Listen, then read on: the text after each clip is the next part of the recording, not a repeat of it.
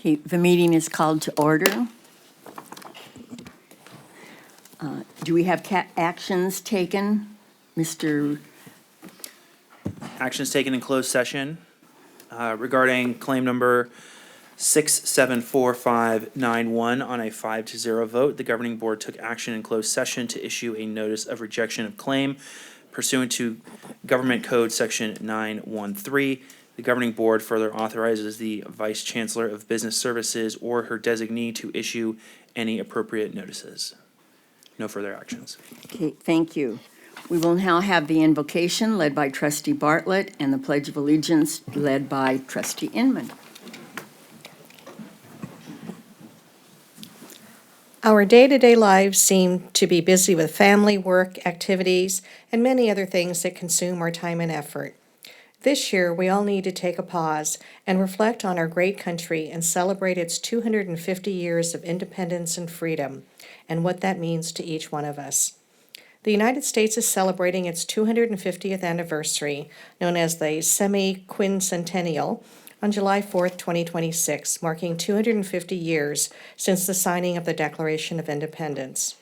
The national commemoration, often referred to as the America 250 or Freedom 250, is a multi-year effort focused on reflecting on the nation's past, honoring contributions, and looking toward the future.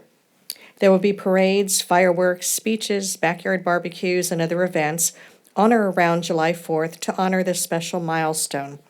As a nation, the United States of America represents strength, prosperity, opportunity, and of course, freedom that we cannot take for granted.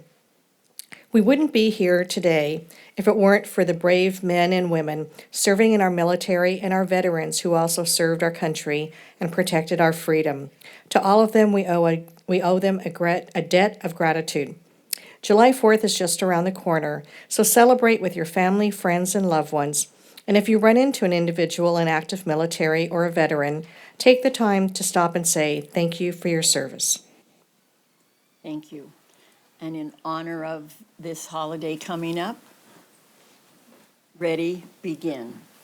I pledge allegiance to the flag of the United States of America, and to the republic for which it stands, one nation, under God, indivisible, with liberty and justice for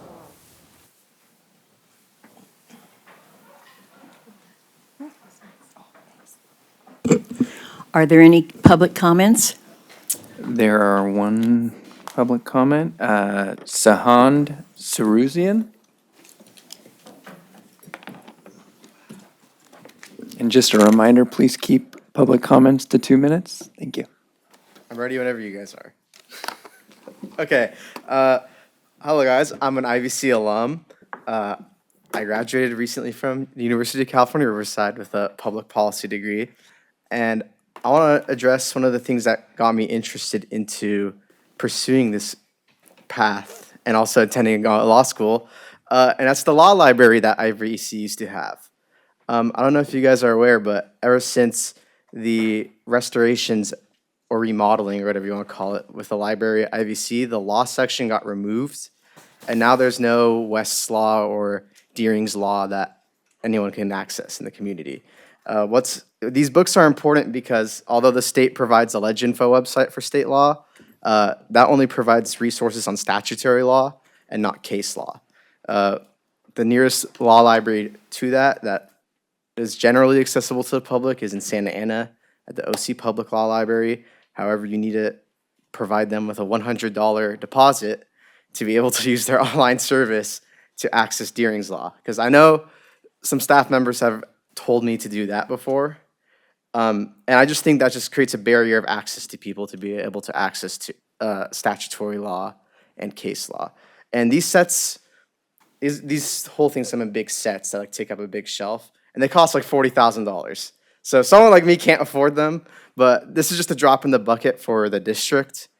And I think the legislature organized this system for the community college system to be on a school district level in order to serve the community. You know, I think UCI, Fullerton, CSU Fullerton, they only have to worry about their faculty and their students, but IVC and Saddleback, they also serve the community, right?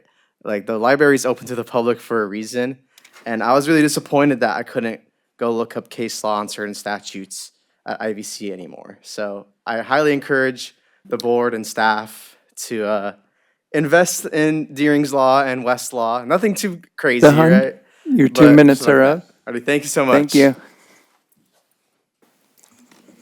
Thank you. We are not allowed to comment at this time on your public comment, but we listen, and it could come up later. Thank you. Okay, at this point, we're ready for oral reports, and we will start with Board of Trustees. First of all, Trustee Milchiker. I begin by sharing that the Saddleback College commencement was truly extraordinary. I had the honor of shaking hands with maybe about 1,000 students, and that included one student that I had a privilege of awarding a scholarship to. What struck me most was the incredible diversity of our graduates, students of all ages, backgrounds, and abilities, and each with their own story and journey, and it was truly incredible. My sincere thanks go to our amazing employees, faculty, and staff who make such a profound difference in the lives of these students every single day. You change lives, and commencement is the beautiful result of that dedication. I also had the privilege of attending our Orange County Community College Legislative Task Force meeting, which I helped to initiate many years ago. And I also attended the ribbon cutting for Saddleback's incredibly, wonderfully new math and science building. That was really beautiful.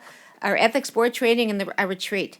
I congratulate and thank the IBC English professor and honors program coordinator, Emily Liu. She recently hosted an event celebrating 441 honor students transferring to top universities.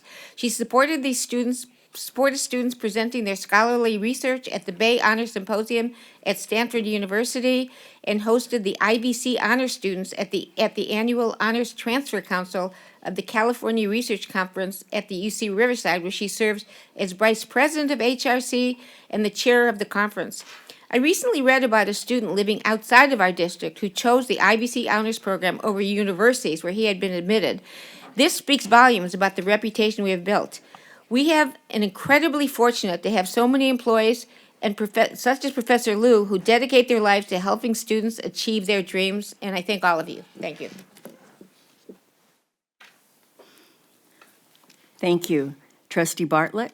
Thank you, Madam President. So since our last board meeting, I've also had the pleasure of attending a commencement ceremony. Well, Trustee Milchecker was at Saddleback College. I attended the commencement ceremony at IVC. It was my first time, and it was an outstanding event, so well organized, and it was just so magical, with everyone so happy, and it was great to talk to a lot of the graduates and what they have planned for the next phase of their educational path. Some are going on to four-year institutions, some are getting out in the workforce, but they were so excited and enthusiastic, and we were really happy for them. June 1st, I attended the ethics training, and June 12th, the annual Board of Trustees retreat, and that concludes my comments. Thank you. Thank you. Trustee Dack. I basically went to all the same events. I would just say that it's always a great time going to Saddleback and shaking the hands of all the new graduates. So it's one of the best perks of the job, I'll say. That's the end of my report. Thank you. Trustee I will Jamal. proceed. I did attend the IBC commencement.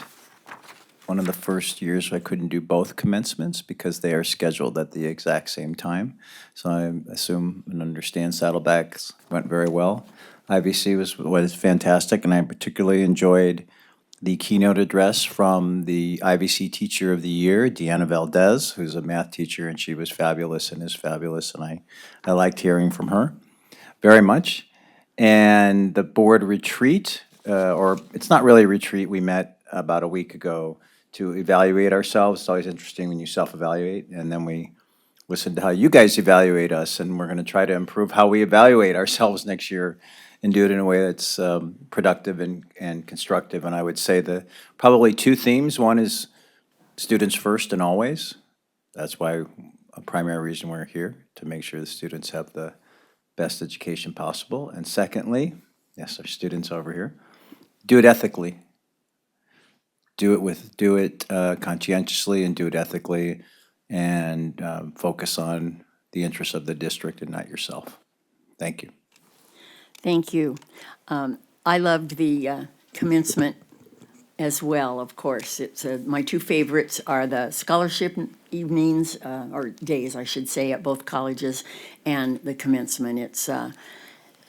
Sometimes it's a lot of words and numbers and policies and things, and when we see the students actually there achieving what they wanted to achieve, it's just a marvelous moment.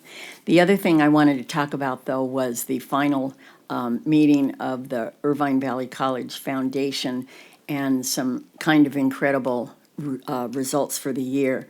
At this point, the total amount of money in endowments is $3.84 million. The total number of endowments at that meeting was 120.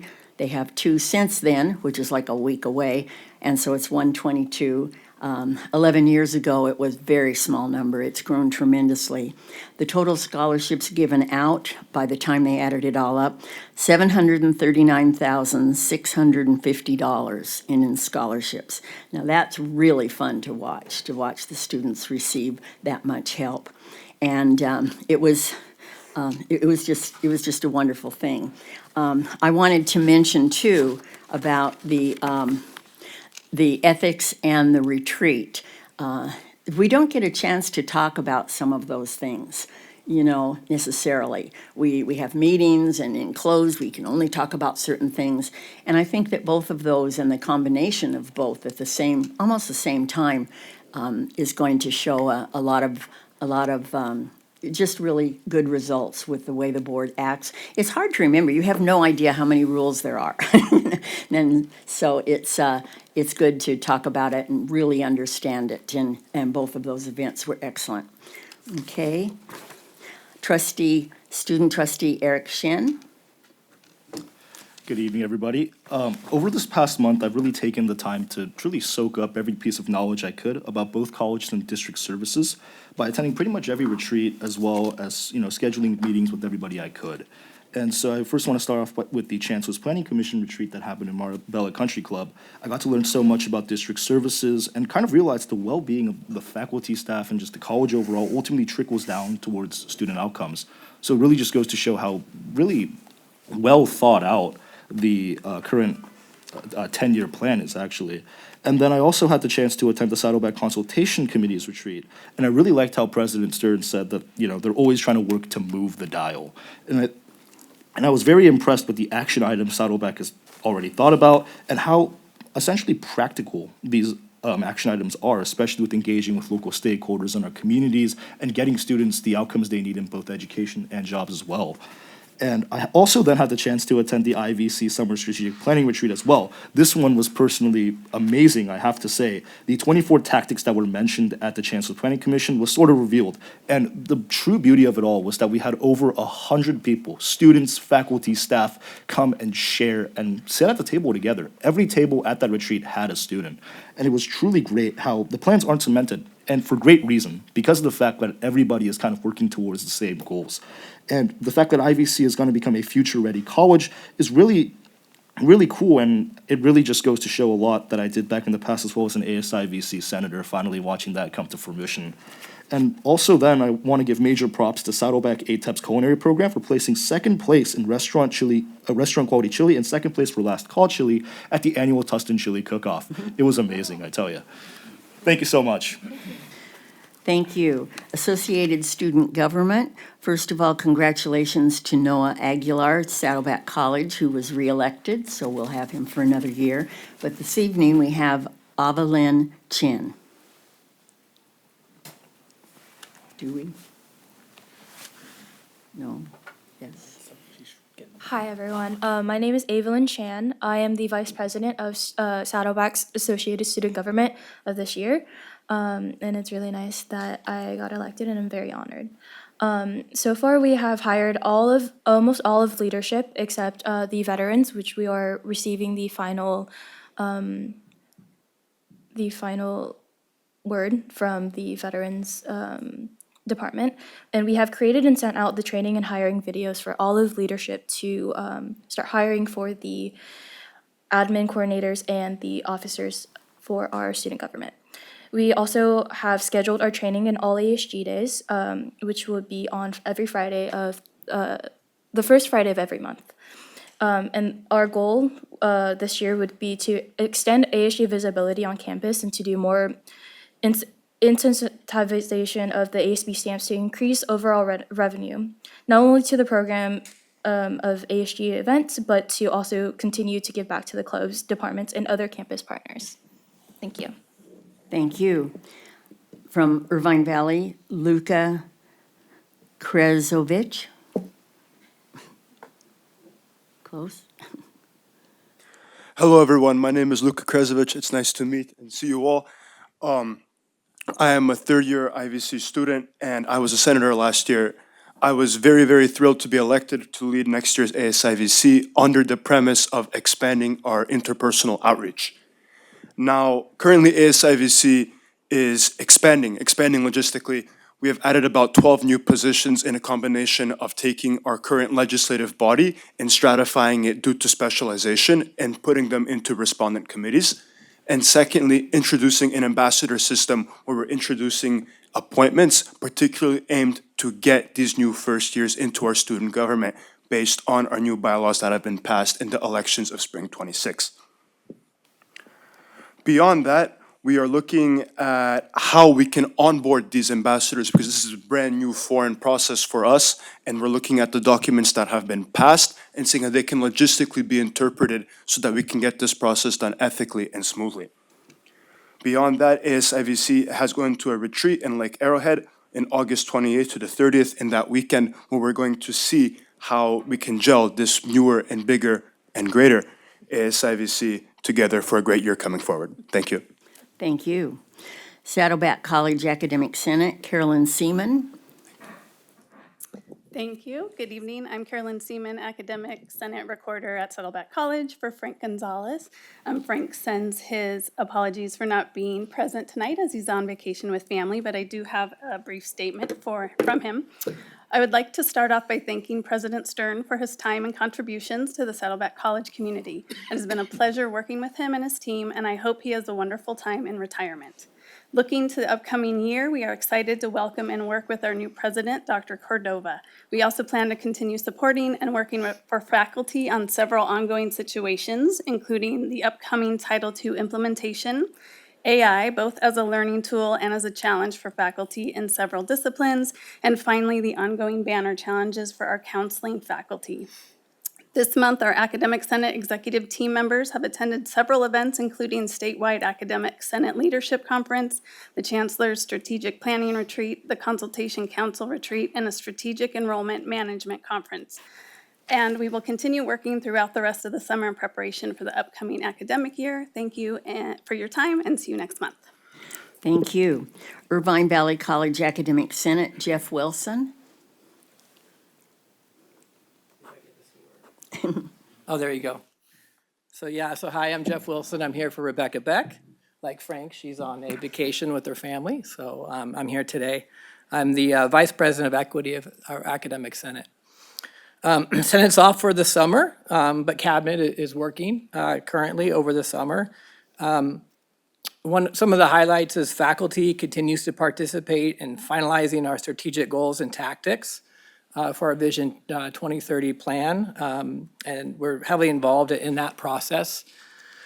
Also, too, faculty, we formed a work group across the disciplines, faculty from biology, chemistry, math, English, and ESL to create a 6-week professional development course that faculty across the disciplines can take to integrate culturally sustaining teaching practices and universal design learning strategies into their courses.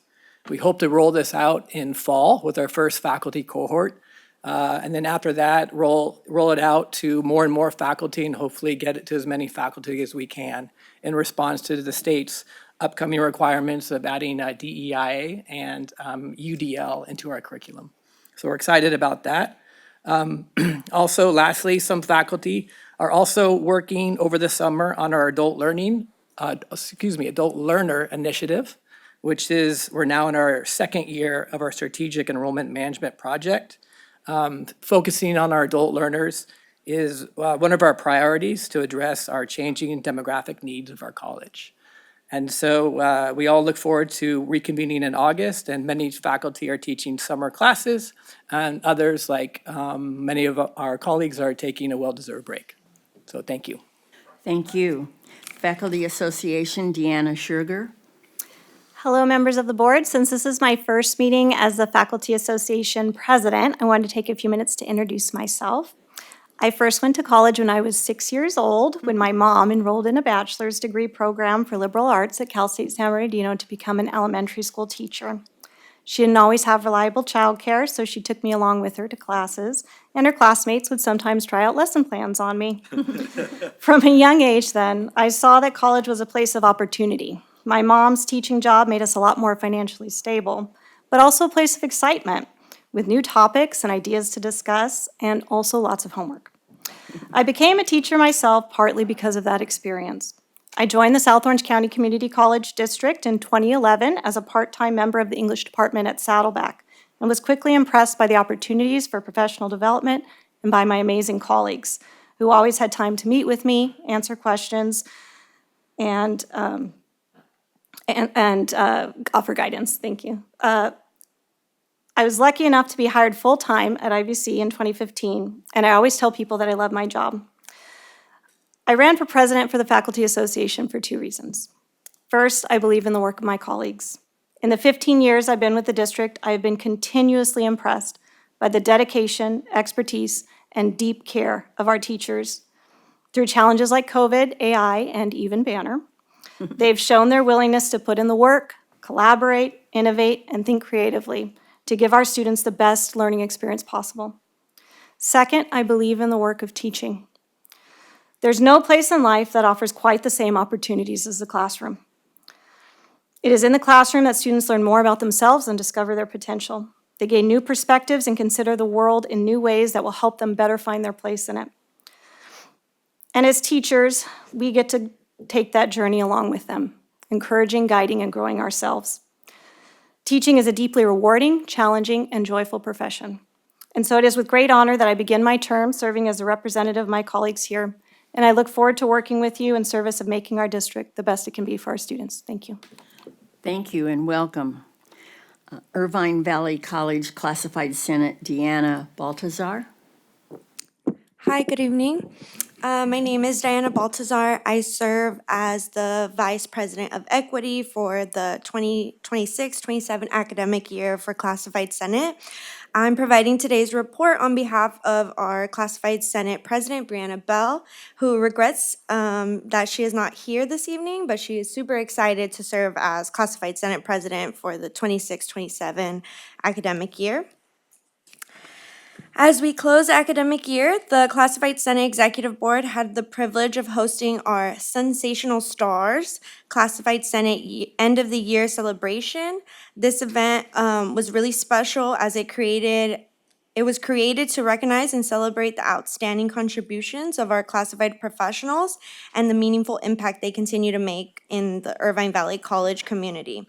The celebration brought together colleagues from across campus to reflect on the year's accomplishments, strengthen connections, and express our appreciation for the dedication, professionalism, and commitment demonstrated by our classified professionals every day. We are thrilled to have had 50 classified professionals register for the event, with a 48 in attendance, reflecting the strong sense of community and engagement that exists among our classified staff. The success of the event would have not been possible without the dedication, collaboration of the Classified Senate Executive Board. Their commitment to creating opportunities that celebrate, support, and recognize classified professionals continues to strengthen our campus community and foster a culture of belonging. Thank you. Thank you. Saddleback College Classified Senate, V. Zuhare. Hello. It's actually Georgina Martinez. I'm the outgoing president for Classified Senate President. V sends her regards. Her little one is celebrating a birthday, a big milestone. So she will definitely be here next month. But on her behalf, I plan to read the following statement. Hello, esteemed board members. Classified Senate held its final general meeting on Wednesday, May 13th, with Chancellor Barnes and Vice Chancellor McDonald as guest speakers. We would like to thank both guests for their time and dedication to classified professionals. Also, the outgoing Classified Senate Executive Team met on June 10th to welcome the incoming 26-27 representatives. We are proud to announce the incoming 26-27 Executive Team as V. Sahara as Classified Senate President, Marco Benavides as President-elect, Erlyn Ballo as past President, Chantel Gil as Vice President at Large, Angie Velis as Vice President for Equity and Inclusion, Georgina Martinez as Treasurer, Riley Phelps as Secretary, and Donna Nguyen and Noel Chow as members at large. Both the President and President-elect attended Classified Leadership Institute this summer, along with a handful of other Saddleback classified professionals, and we are currently planning our joint retreat with IVC's Classified Senate Executive Team. We look forward to a great academic year. Thank you. Thank you. I don't think there's anyone here from the School Employee Association. Okay. Police officers, Officer Lance Christensen. Yes, this is for any of the new members here. My name is Lance Christensen. I'm going to be your Vice President of the Police Officers Association. You guys have any questions, please come find me and I'll do the best to answer them for you. Thank you, and no report. That was a report. Thank you. Okay. We have something a little bit special right now. Dr. Stern, would you like to come forward, please?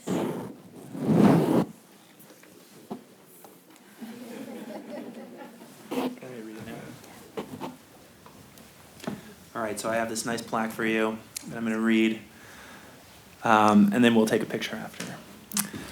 Board of Trustees Certificate of Appreciation presented to Dr. Elliott Stern in recognition of Dr. Elliott Stern's outstanding leadership, unwavering commitment to student success, and dedicated service as president of Saddleback College.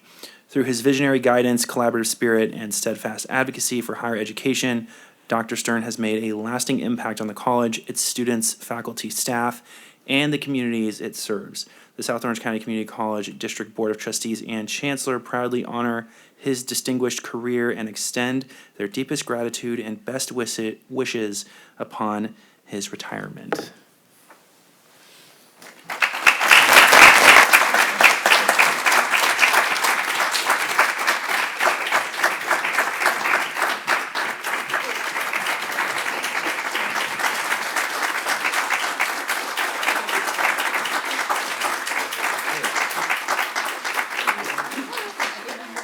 That's the better end.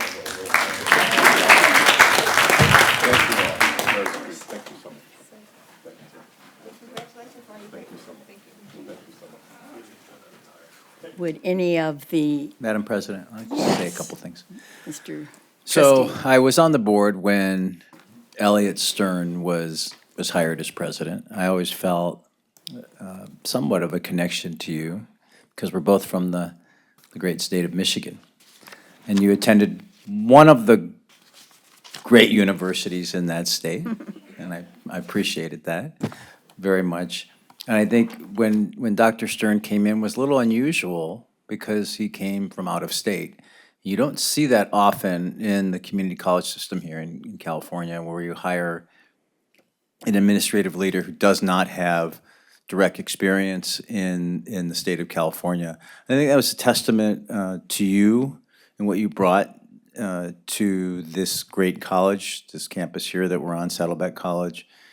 And I think your experience here was meaningful for you and for us and for the students. You guided us through COVID, and that was, I think you started in 2019. It's been about a little over 7 years, and then shortly into your tenure, we had to deal with the issue of COVID, and that was certainly a big challenge. And I think your role was you played a very admirable and tough. You were in a tough position during that period, and I think did so very well. And I think you will have and have had a lasting impact on Saddleback College. And I think it was clear to me and to all of us that soon after you arrived from Washington State, that you fell in love with Saddleback College, and that was obvious. And I think that clearly that in front and center of that were the students. And you didn't come from an athletic university. I don't think that's a little unusual too. We brought someone here who not only was out of state, who wasn't at like an athletic university. And I often see Dr. Stern attending a variety of athletic events, reporting on those events, and being a proud representative of this incredible college. And I would say one of the things you'll be able to leave with as you go travel the world for the next few years and put down the phone, as we talked about beforehand, is that during your tenure, Saddleback College ascended to be ranked among the top 10 community colleges in the nation. So that's something that you'll always have with you. And thank you for your service to us. Okay. Anybody else? I just want to say that I don't think we've ever hired a college president that came here who was also a physician and an attorney, who actually passed the bar and was working an attorney, and actually was a physician and a biology teacher and a dean in your colleges in Pacific Northwest. And you really have made a difference. I mean, look at the college campus. This beautiful math and science building that we just had a ribbon cutting. It was just a gorgeous building in every way. It just kind of, and also the building, the Gateway building, as you said, it's like the Apple Store for Saddleback College. You can come in and just get all of your needs, all the students' needs in one place, which was fabulous. And also, as Trustee Jamal said, you know, Saddleback was ranked number 10 in the nation. We were ranked it just ranked it high in just every metric, and ranked, the Register ranked us the number 1 community college in Orange County, ranked students make the most money when they graduate from Saddleback College than any school in the southern half of California.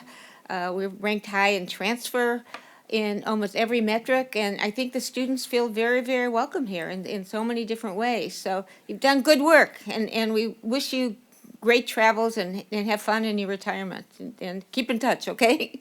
Thank you, thank you.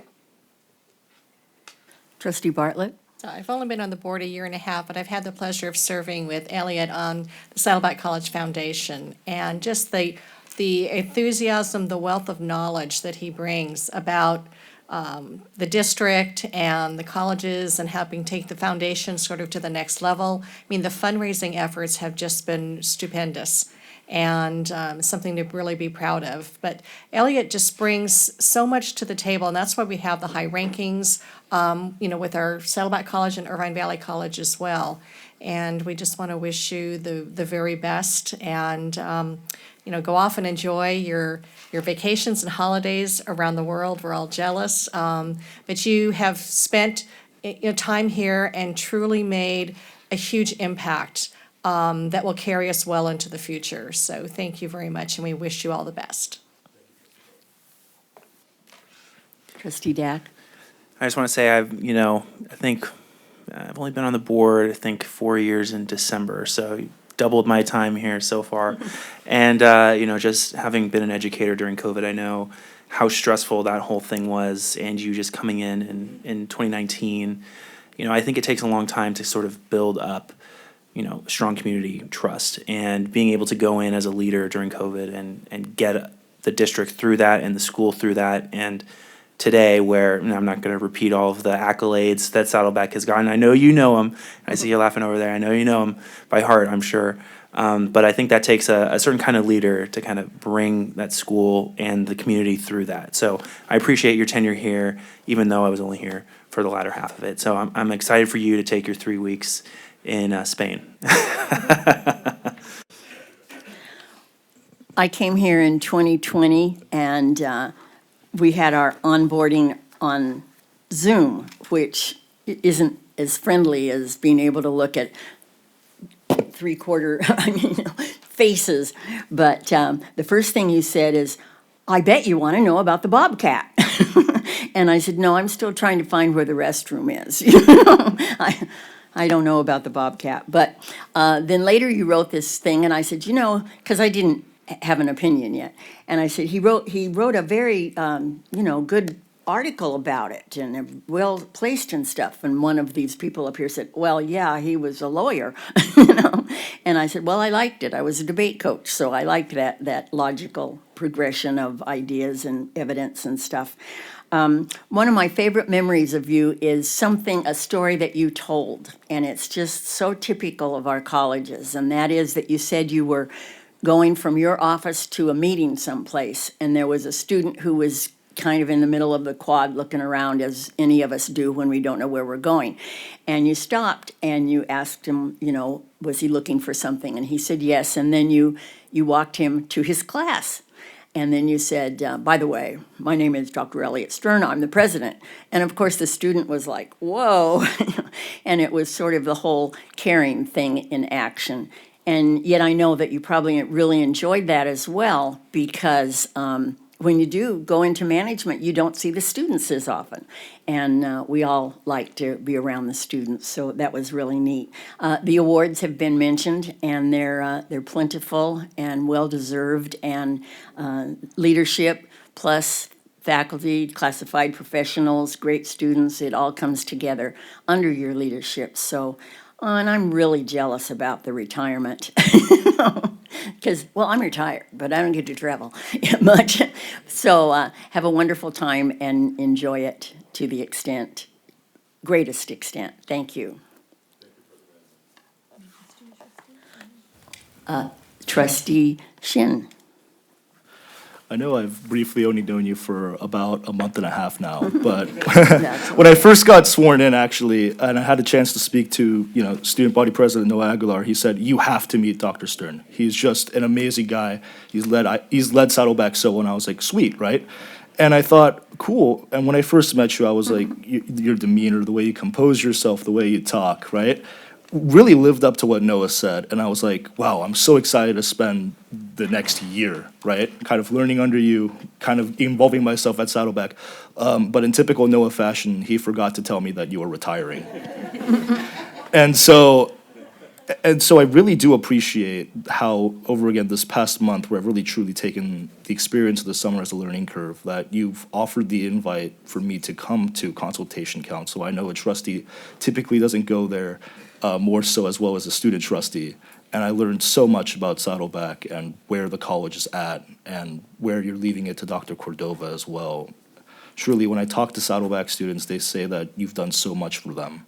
And the way that Saddleback is now makes me a little jealous sometimes at IVC as well. But I do seriously mean it, though. Thank you so much for all the work you've done, Dr. Stern. You've really, truly changed how my peers view, college as a whole throughout your time here as well. So I really do wish that you have a fruitful retirement and have fun traveling around Spain for 3 weeks. Thank you. I did not want to follow our student trustee because I could tell, time, really quickly. I know, he's like, I can't stand this. But I didn't want to follow our student trustee because I could tell for Dr. Stern that was the most meaningful, I know you loved all the remarks, but the reason is, and I think we all know this, your mantra has truly been, it's all about students. And it's not just been rhetoric, it's how you lead, it's the lens that you use when making decisions. And I think that's, come out just with this one student testimonial. We heard a lot about the accolades, we know what they are, the rankings and all of that. But again, it's not so much about the accomplishments, but it's also how you have led.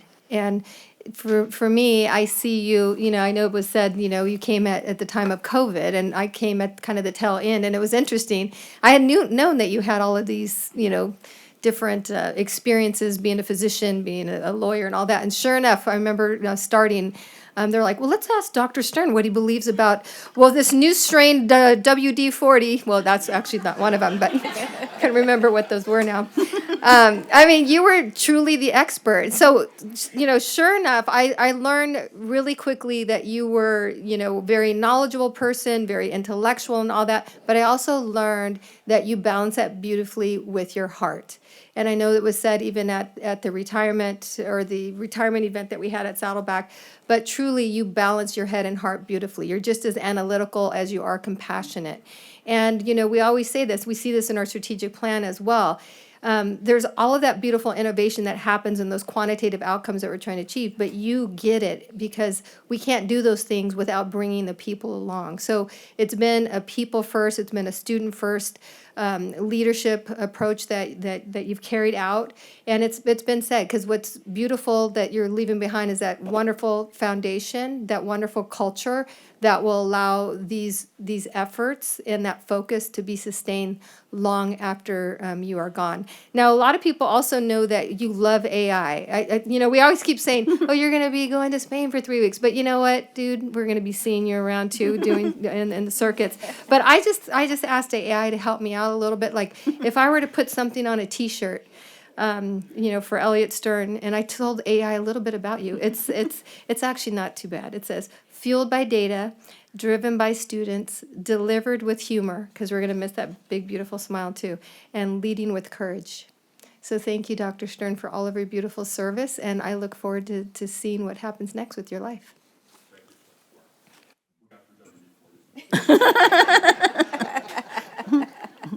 Great. Thank you. Okay, number 5 rather, is public hearings, and we don't have any this evening. Number 6 is resolutions, and we don't have that either. Number 7 is Board of Trustees, and first thing is 7.1, Board Policy Revision for Review and Study. Is there any? So moved. So moved. Okay, it is moved by Trustee Dack Second. and seconded by It's okay. Trustee Milchiker? Milchiker. Thank you. Is there any discussion? Okay, let's vote, please. Okay, the motion carries on a 6-0 vote.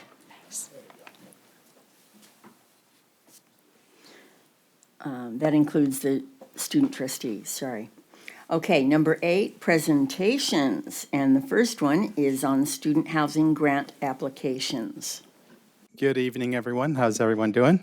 Great to be back in the podium and presenting again on student housing for that. And we wanted to just share with everyone and kind of present again and update where we're at with student housing. A lot's been done over the years. Lots of presentations, as you saw on the cover page, all those dates that we presented, or there was some kind of action item that was approved by the board. We wanted to kind of bring it back all in together, do a summary update where we're at and where we're headed. So a little background, when we first started the housing, I'll say, endeavor, in 2020, it was right when COVID hit, unfortunately, and a decision was made right away to delay it a year for obvious reasons, because there's a lot of surveys that take place, and we didn't want to miss opportunities of missing students, if you will. So we delayed it a year and then commenced it again in 2021. At that time, just to give you a picture of where the housing, where housing was in the community college system, at that time, only about 10% or so of community colleges had housing. So it was, I think, barely just, there weren't that many. But soon after, I would say, and we'll speak to why, but about, I would say, as of today, I should say, 5 community colleges have open housing since 2021. I mean, the housing market in community colleges has changed for many reasons, which we'll talk about in a minute. So 5 have projects complete, 7 projects under construction, 3 projects in design, and 2 projects in planning since 2021. So there's just been a mad rush of doing housing projects. Part of that reason, if we can click into the background here, is SB 169, which passed in 2021. And that was to provide one-time grants for construction for student housing. In 3 of the schools, the California community colleges, California state universities, and UCs, and 50% of them being to community colleges. So there, at that time, about 80% of community colleges applied for that grant. So you can imagine there was just a boom in housing, and there was a need. A lot of the projects that were, I would say, shovel-ready at that point were first in line, really. We were just barely, I think, beginning. So we were still able to take advantage of planning grant funds. And as you can see, IVC was awarded $323,000, Saddleback awarded $483. So that gave us some funds to be able to start research and planning for housing. So we, at that point, at its infancy, I would say. So, you know, I mentioned the many meetings that we presented to the board since 2021. There was a lot. And I think it was great discussions. There was a lot of back and forth. It was new to all of us, to everyone in the system, so we were kind of heading into uncharted territories. You know, I'm not gonna go through each meeting, but I wanted to hit on key board meetings that we presented and then just touch on a few items. One of those key meetings was in June 2028, a year after we started our planning, if you will. At that point, we started doing very high-level surveys to see where we were with student housing needs. Did they want student housing? We didn't know any of that. So we started very high-level student housing, and right away we saw students responding with, yes, there was a need. And it wasn't a targeted audience, it was just a general, all of our students that we wanted to see, are you interested in student housing? And the top factors when deciding where to live, cost and affordability was number one for all the students. And we expected that, but it was nice to see on paper and on the survey. And other items as well, you know, proximity to the campus and things like that, but cost and affordability showed up 70+% of the time on the survey. And then we presented again in July, just constantly, we were again updating. We said, okay, we have a general idea now of students and needs. Let's look at rental rates and let's look at how we would finance this. Obviously, we were looking at SB 169 as well, but we were also looking at public-private partnership options as well. At that point, the little survey or the work that we did, public-private partnerships, P3, also known as P3, came back as not a viable option for affordable housing. Absolutely, because of the cost of construction that you would have to include in the pro forma, right? So P3 model, it didn't bode well, essentially. So we started looking at focusing on SB 169. That was the hot item then, and we wanted to make sure the two colleges were able to submit applications at that time. So we were preparing ourselves at that point to submit applications. At that same time, we also started testing different unit types, right? Again, this is new to us. We wanted to see what folks out there liked. We looked at different types of rooms. We looked at students with families also. So we weren't sure where the need and demand were. And as the months went by, I would say in November, we really started to hone in on our audience, if you will. Who would qualify for SB 169? Low-income students, students that qualify for financial aid. We really targeted those students, and so that really gave us some fascinating information, I think, to provide good data. It was one of our more targeted supplemental surveys that we did with our students. We asked students, one of the big questions we asked to figure out, you know, is it one student or is it a family? Is it, you know, do you want your partner to come with you or do you have kids? And I would say the majority of the students said it would be just them moving that they would need, 70% and up for both colleges. There was a need for family students, but I would say it was in the 26% at IVC and about 36% at Saddleback. But the focus at that point, I think the decision was to focus on students just themselves, just the single students, but not ignoring family potentially in the future. So we also tested unit types. We were starting to hone in on the unit types. We looked at single studio, single occupancy, traditional residence hall, double, singles. We looked at two-person, two-bedroom semi-suites. We looked at four-person, two-bedroom semi-suites. And we started seeing the top 3 of the 5 were the studio single occupancy, the double room, and the single room.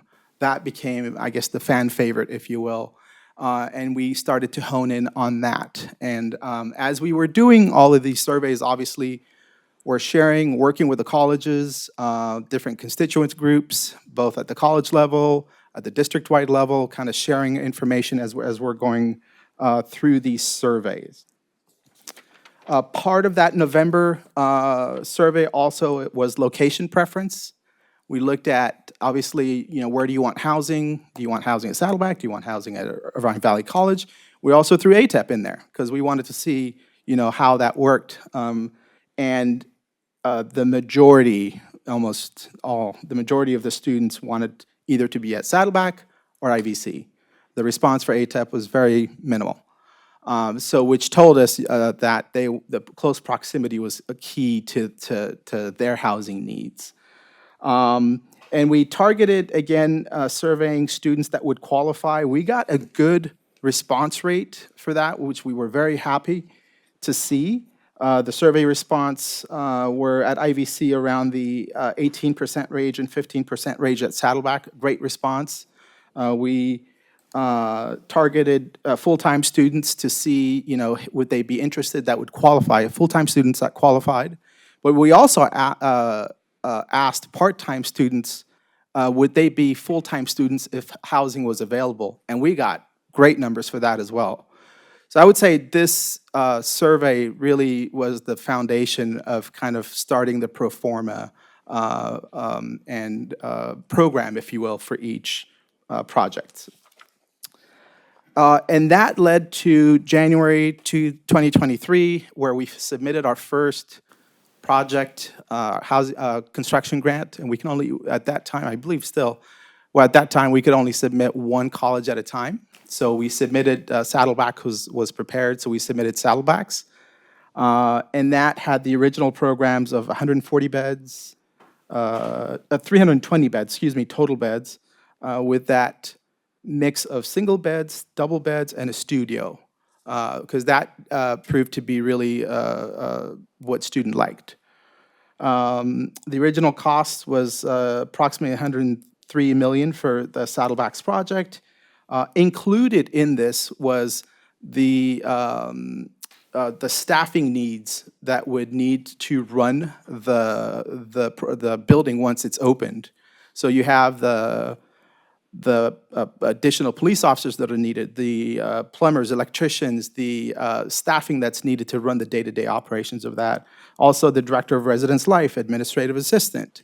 And so we factored all that in, and these are all district staff, not outsourced, that we factored in as we were looking at this submission. And then that June of 2023, we submitted IVCs, pretty much the same program. IVCs had 322, and Saddleback had 400 beds, I'm sorry. And the IVC's project was 75 million at that time, and also prepared a full list of staffing needs that we would need for that project. So those were critical milestones, I would say, to give us a good picture of what the future housing projects would look like at both Irvine Valley College and Saddleback. Moving forward, November 2023, we did a special study session for the board. At that point, SB 169 funds started to, because of the 2023 Budget Act, SB 117, there was a shift in the funding for student housing that was taken away essentially from state general funds grants to lease revenue bonds. And so there was, at that point, all the districts that were excited about those SB 169 funds were like, whoa. So, so other community colleges started to explore alternative funding and seeing what else they could do. As you know, South Orange Community College as well, we were trying to figure out, okay, what else can we do if SB 169 funds aren't going to be available for us? Again, we presented to the board multiple different types of financing, finance structures, and looked at general obligation bonds, again, P3, looked at everything, even local funds. How would it look like if we funded? And everything that we were looking at was gearing towards basic aid funding the projects, the 2 projects, and including them in our facilities master plan. So the board at that point directed us to staff to come back to the April 2024 board meeting and make a formal recommendation. And at that meeting, the recommendation was to include the Irvine Valley College and Saddleback College housing project into the fund them with basic aid project. And that, you know, I'll go through the next slide, I would say 8 months of working with all the different constituents, but to incorporate the 2 projects into, at that point, the 2020 Facilities Master Plan for 2024-2025. Again, with the original programming, 320 beds at IVC, 400 beds at Saddleback College, and at that point, the board unanimously approved that. This shows the normal, you know, for all the KIC projects that we bring to the board every April for our capital projects, we follow this, I guess, process, this participatory governance review process, if you will. We did the same thing with the housing projects, both of them. When the decision was made to incorporate the 2 projects into the FMP, it came at the college level. And so IVC and Saddleback, you know, at IVC it was BD, Budget Development Resource Planning Council, and CRC at Saddleback, and so forth, all the way to College Council at IVC and consultation councils. It went at the local level and then went to the district-wide committees to figure out how do we incorporate the 2 projects into our facilities master plan. So at that point, that was presented to the board, April 2024. And since then, it's been in our facilities master plan. So the current program detail, this slide right here shows you, this is presented at the last April 2026 board. Our cash flow was shared with the board. But if you look at the blue arrow and the red arrow, shows when the 2 projects are going to commence. And these dates have not changed since 2024. And so this kind of gives you an annual basic aid fund estimate for the year as we go through, just to give you an idea. The goal is to obviously keep it on schedule here. So next year, this time, the hope is that we're going to procure an architect to start the IVC student housing project at IVC. This gives you just a quick snapshot of all our current projects we have going from 2026, 27 to 34, 35. A lot of the ones that you see here are active projects that we have ongoing. The next slide shows this, it kind of gives you an idea of where the 2 projects fit in. The colored IVC student housing and the SC student housing. And there was a lot of discussions, you know, when and where the projects go and how they fit and where they go. Each college had their own priorities as we were going through these. If you look at Saddlebacks, it's further out, and that's very intentional. We have where it's currently sited, the project is sited, is the village, and the village is slated to be used as swing space for the College Center project. So we can't really do anything in there until that College Center project starts. So the idea is that the minute construction starts at the College Center, The goal is to start designing for Saddleback, and so when College Center is done, boom, we would start the Saddleback housing project. So that's one of the reasons it's a little far out right now. These are, I think we've kind of touched on these already, but 320 beds at IVC, 400 beds at Saddleback College. The gross square footage for each, 82, a little over 82,000 at IVC and a little over 85,000 at Saddleback. These are the, where we finished essentially what the single beds and double beds and studio look like. The studio obviously has a slightly bigger room with a kitchenette and its own bathroom. That one obviously would cost a little more. And I would say the three of these came, this is a clear response from our market and demand analysis that came out from the survey. So I would say that these were the top three. So we're looking at $960 a month for the single bed, $860 for the double, $1,060 for the studio. And these costs are there to essentially just cover operational costs, not to make long-term income, and obviously it's just to cover operational costs. Same figures here. If the little more beds here, 400 beds, but I don't know if you noticed, but we kept the rental rates standard across the board for both colleges. We did not want one to have lower or higher than the other. This is the breakdown of staffing needs for both the projects.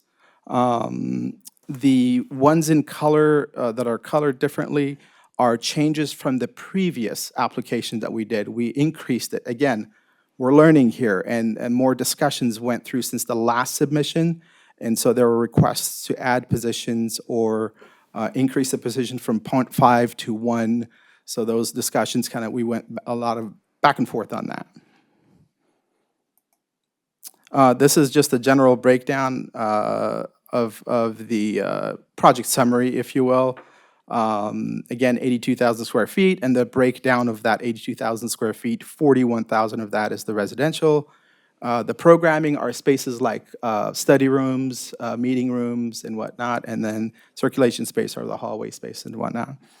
About $273,000 per bed, and we are, with this grant that we're going to submit, we're going with the max 25%, unlike in our initial was 5%, but we're going with 25% now to maximize our scoring.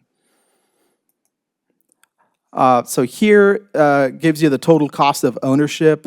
We try to go as conservative as possible and not assume the rooms are going to be 100% to capacity. So right now, the academic year revenue is at IVC is approximated at 3.1, 75% occupancy during the summer, even though students can stay there for the whole 12 months. That's one of the requirements of the grant. And then the academic year vacancy, we put it at 7%, and that's, again, trying to be conservative and make sure we don't say we're fully occupied. And then the 1% is for the RAs that are going to be on site as well. With all in all, essentially with a net operating income of $101,000 or so for year one. And then just to go quickly here, the breakdown for IVC, the $85,000, and very similar to how IVC was done. Saddleback is broken out the same way. The only thing here is the cost. It's obviously it's out a few years out, so you have escalation factored, more site costs here, and this comes to $362,000 per bed. And we're maximizing our score here at 25% as well. So the 36 million would be of the 145, 36 million would be us funding it. And then similar, I won't go through all the numbers here, but it's very similar to IVC with occupancy rates and whatnot. But the operating income here, the goal is IVCs has a somewhat higher operating net income, only because they have more beds as well. So that had an effect on that. Cost per square footage, and this is to show you from the initial submission to the one we're getting ready to submit now to kind of give you an idea, just the cost impacts, how much things have increased. And that's really the point of this slide. And the cost per square footage includes soft costs. Siting. So this is IVC. To give you an idea where it's at IVC, right south of the Fine Arts Arts Village area, if you will. That's where the goal, that's where we want to site it. And then at Saddleback, it's the village, a lot of the village spaces that we have adjacent to the stadium. That makes sense. And again, just to conclude here, right now as it stands, IVC is looking to start planning 27-28 with the hopes to open housing in 31-32. Saddleback beginning planning in 30-31 with the hopes of opening housing in 34-35. I have a question. Trustee Milchiker? Yeah, thank you, Madhani. It was really thorough report and very interesting. I did ask questions of the Chancellor and Vice Chancellor Anne Marie Gable and got their answers. This is a question I neglected to answer, and I think it's obvious. The $860 for the double room is for the whole room, right? So it would just be $430 per person if they share a room per month. Is that correct? That's per bed. Okay. That's per That seems like a bed. dumb question, but I just No, want. that's not dumb. That's a good question. That's per There's bed. no dumb questions, just dumb people, right? And I do understand, talking to them, that it really has to be affordable housing. That's what the students want, and that's what the students really want. And not only that, we don't qualify for any state funding now or in the future for any future expenses if it's not affordable. So this really has to be affordable housing. And also, what we're requesting now is to apply for the grant. Correct. To the state. So Correct. do you have any predictions on if we will qualify for any grant funding for either of these housing projects for either of our colleges? Anne Marie, do you want to take this one? Give her the hard one. Yes, I will take that one. There currently is not any state funding allocated for student housing projects. All the funding that was available in the previous 22-23 and 23-24 fiscal years has been completely allocated. So there isn't any funding. So really what we need in order to have the potential of getting a state grant is another statewide bond, either specific to student housing or a change to the capital outlay program. But even with that, we would need a new statewide bond in order to pay for this. Is it too late to put a statewide bond on the November election? Do you know? It is not too late. There is one bill that is currently out there that was a 2-year bill. It's AB 48, which was by Alvarez. However, that one isn't getting a whole lot of traction, and it would need to get approved within the next week or so, but Very it's not quickly. looking likely that that is going to occur. Okay, thank you. So our next chance would be 2 years from now. But yet, the state chancellor's office still requires us to submit the applications every single year for the student housing, so that's what we're doing. So we need to submit the housing in order to make sure that if there is funding, that we will be able to get some of the funding. So, excellent. Correct. So moving forward, thank you. Okay. Trustee Jamal? Yeah, just to follow on to Trustee Milchiker's line of questioning, Madhani, thanks for your Yes. presentation. I think all of us were on the board when we went through all of those series of meetings. We spent a lot of time on this issue as a board. I think the board collectively wanted to move forward with student housing.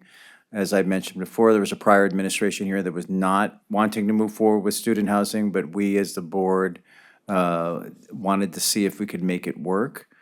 And so we looked at a number of financial models. So it's and that they weren't good. The models did not look good financially for this district at all. was very sobering presentations on how we can make this work financially. And then the addition of permanent staff, and I still have questions on that. How do we maintain the permanent staffing? So is it my understanding that this will not move forward unless we get grant funding from the state? And then if that is the case, then are we pulling back from this project? So we currently have both the projects within our facilities master plan, and that is what, Honey, can you flip back to the master plan, the Gantt chart? Both of the projects are slated to be funded 100% with basic aid funds. You think we can afford that? Well, it will. 100%? It will entail moving projects around if we want to stay with the timeline that we have. So, Manhani, flip back to slide 9, just to give us one more. There we go. Okay, so you can see there in 26, 27, that's the year that's coming up. In April, the board approved basic aid funds of about $82 million in order to implement our facilities master plan. But that's for all projects. That's for all projects. Not just housing. Correct. In 27, 28, that is the first year that we will be allocating funding for IVC's student housing. So with the student housing in there in 27, 28, along with all the other projects that we have underway or planned on beginning in 27, 28, we would need $129 million available from basic aid funds. We have never had $129 million available out of basic aid funds. So we're going to need to be looking at what projects do we want to push, what projects,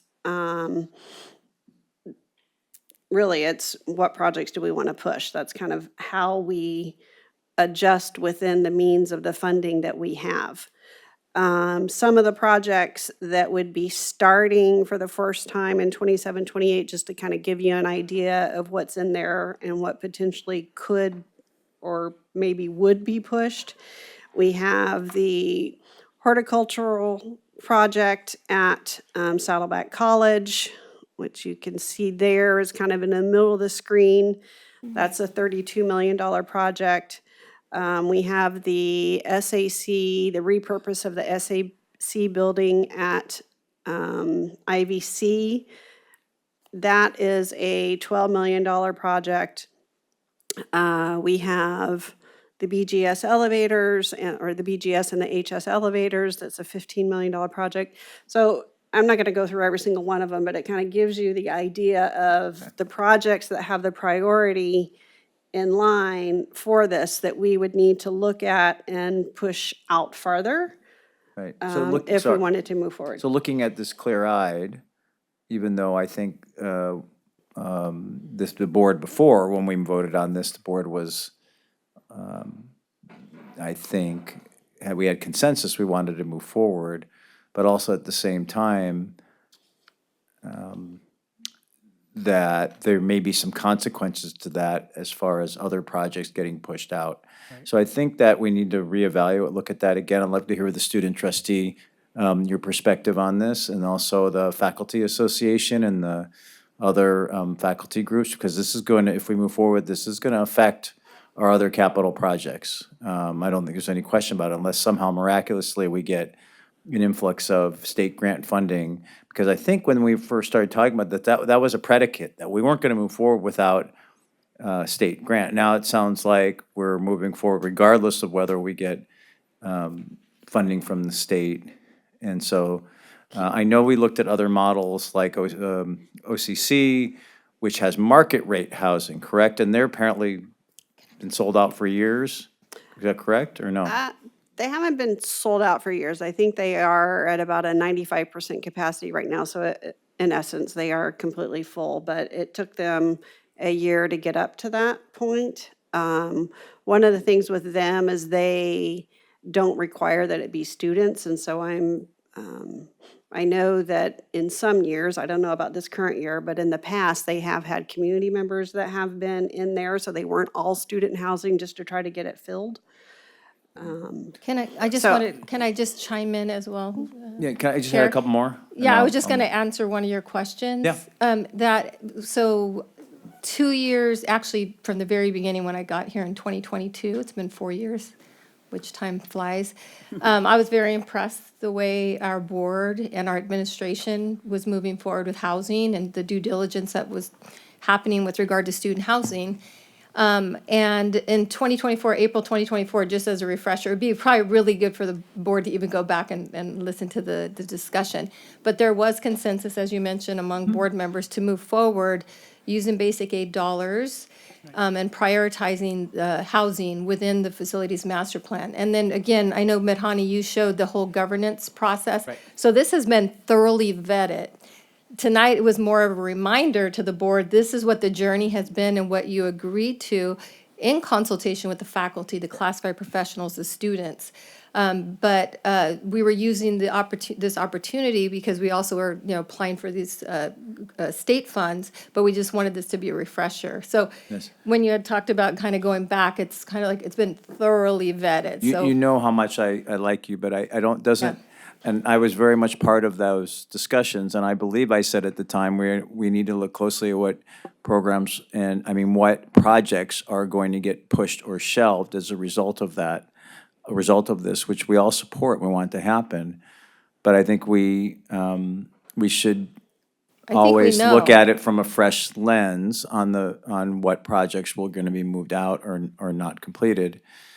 And then I just had two more questions. But I support this. We should, we did vote on it and we are moving forward. But I think we know which projects, they're already prioritized. Okay. Yeah. So my understanding, we can forward this, not an issue. And so I just want to hear that from the Vice Chancellor of Business Services. And then we can afford the additional staffing.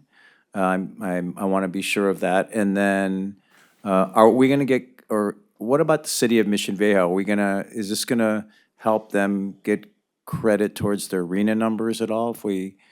Or city of Irvine or, no, not at all? Not, okay. Yeah, student housing doesn't count towards affordable housing for the cities. Can we afford to build it? I would say, yes, we can afford to build it. It'll take time, and it'll be a conscientious effort of which projects do we want to prioritize over it. So really, once we get into planning, once it gets DSA approved, then you have 4 years from DSA approval before you can start construction.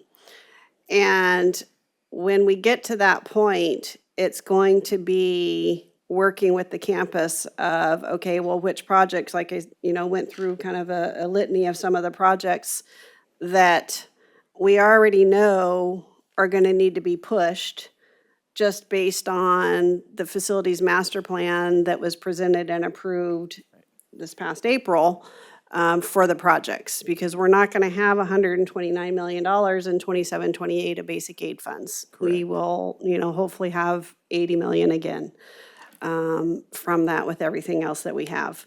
So we're already going to have some push and pull that we're going to need to adjust for.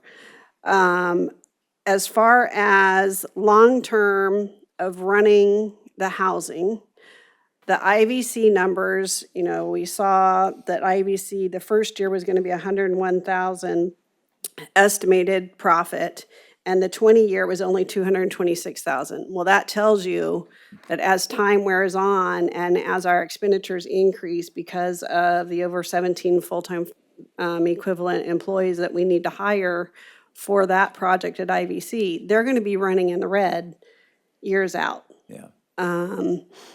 Based upon the assumptions that we've done. And these are all assumptions that we have created using the experts that do housing all over the United States of what we think the estimate should be. Saddleback's net profits are a little bit higher. They have more beds, and so they will run closer on the 20 years to where it looks like they won't get into a situation where they're in the red, but IVC will be in the red. So Can we afford it on an annual basis? You know, how much do you want the college to have to backfill student housing in order to keep it afloat? We do know that the number of faculty that we've put in, again, that's an estimate based upon all of the information that we're learning from the other colleges that have housing themselves. We already know that our CSEA unit will not let us contract out like some of the other, like Orange Coast College. They contract out all of the employees that work for the housing project. We're not going to be able to do that. We need to hire the employees ourselves, and they'll be all our employees. So there's some added cost there by doing that. So yes, we can afford to build it. We might be able to afford it in the long run, but more than likely it could be a loss leader for us. Okay, all right, thank you. Other comments? Trustee Bartlett? Thank you. So I had some of the same questions that Trustee Jamal had, and I wasn't here when a lot of the hard work took place. I really appreciate, this is a tremendous amount of work by staff to get us to this point, and we definitely need the student housing. 720 beds is a life changer for the students, and, you know, we're basically pricing it at 13.5% of AMI, which is fabulous for the student population. So these singles and doubles, I noticed they don't have the kitchenettes or the bathrooms and showers.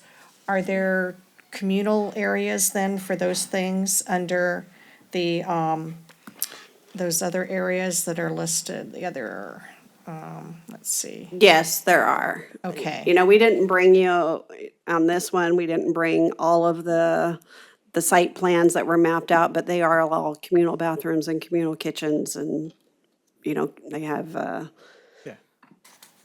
laundry rooms and, you know, all the things that you need in a student housing, everything is there.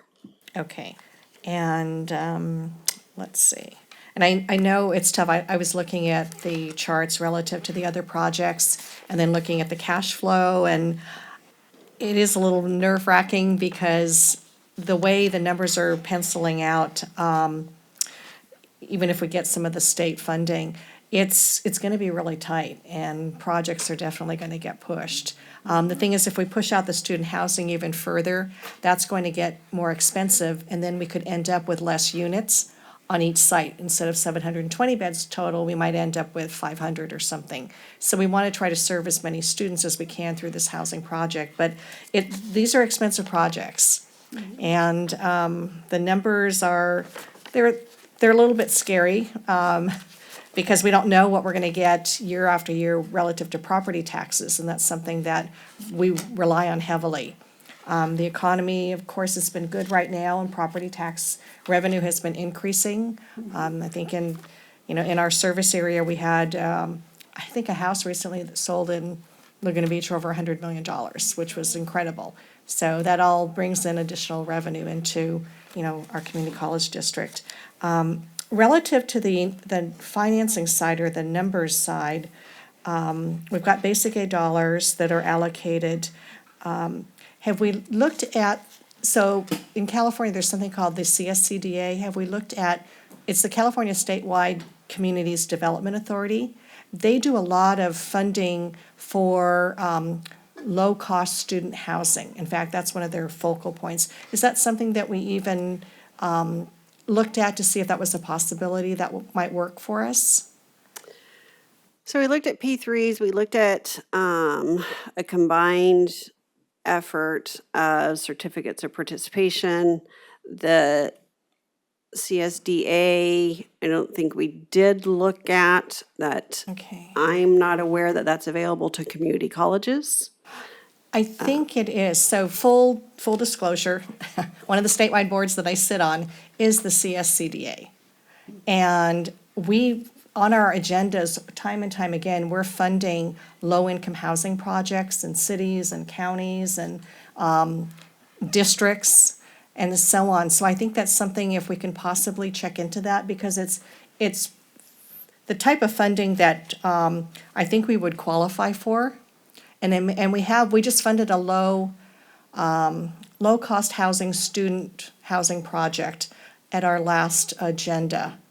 And in looking at the number of units and the numbers and everything, and the way everything's sorted out, it could be something that we could really benefit from if we qualify. So I think it's something to definitely look into, and, we can get you in contact with the executive director who can at least take a look at what we've got here to see if that's something that might be a possibility. Because to the extent that we can offset expending all of our basic aid dollars, that makes the projects more reliable financially, perhaps for the long term. So just looking at all the different options. I know the P3 wasn't a model that worked, but maybe something else like the CSCDA could be a possibility for us to look into.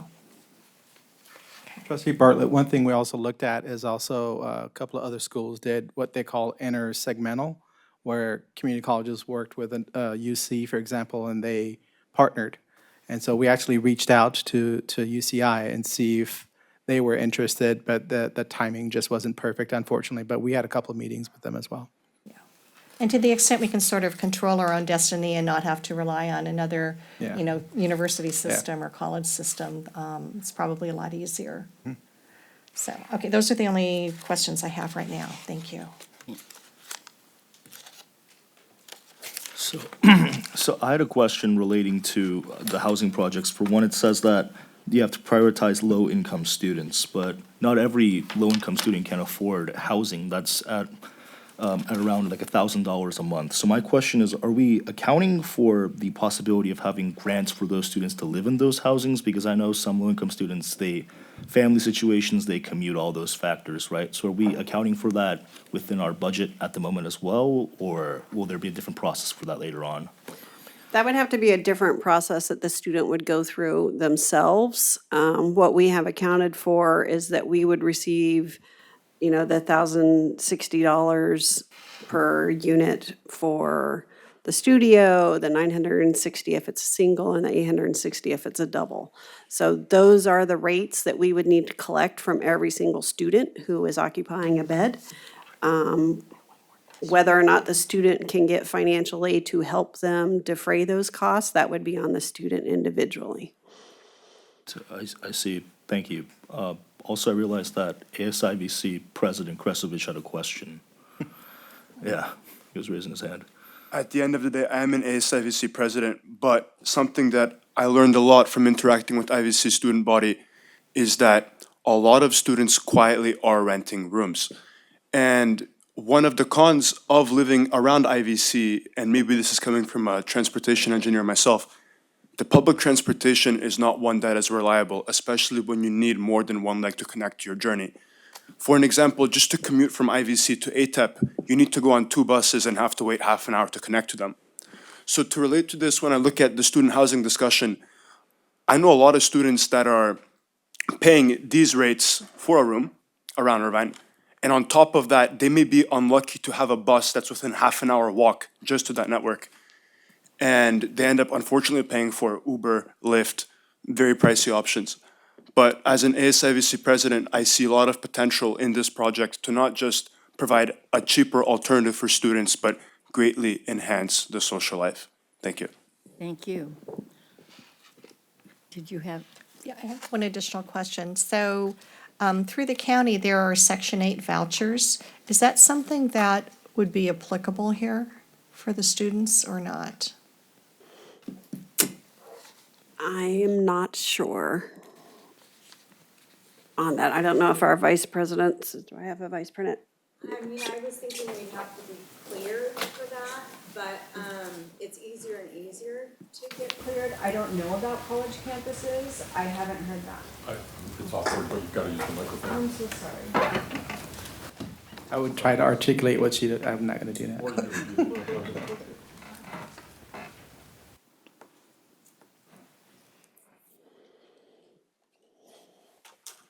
Sorry about that. It's gotten easier to be approved for Section 8, for dwellings to be approved for it, but I've never heard of college campuses doing that, so I'd have to investigate that a little bit. So I'm not sure. I don't know, do you know? Yeah, I'm not sure for sure.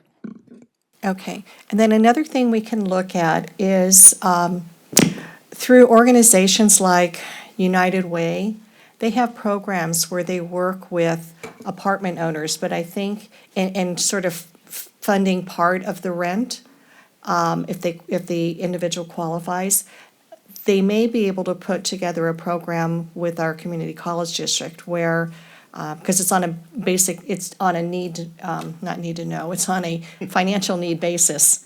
And so obviously the students would qualify from that perspective. And instead of working with the apartment owners, the United Way would be working with our community college district. So that might be another funding source to help bridge that financial gap for some of the students who can't afford the rent. So just another option to consider. Okay, I think our goal tonight is to approve this, to pull it forward. And these ideas are really interesting, and it would be very interesting to take a look at them perhaps later or in anticipation.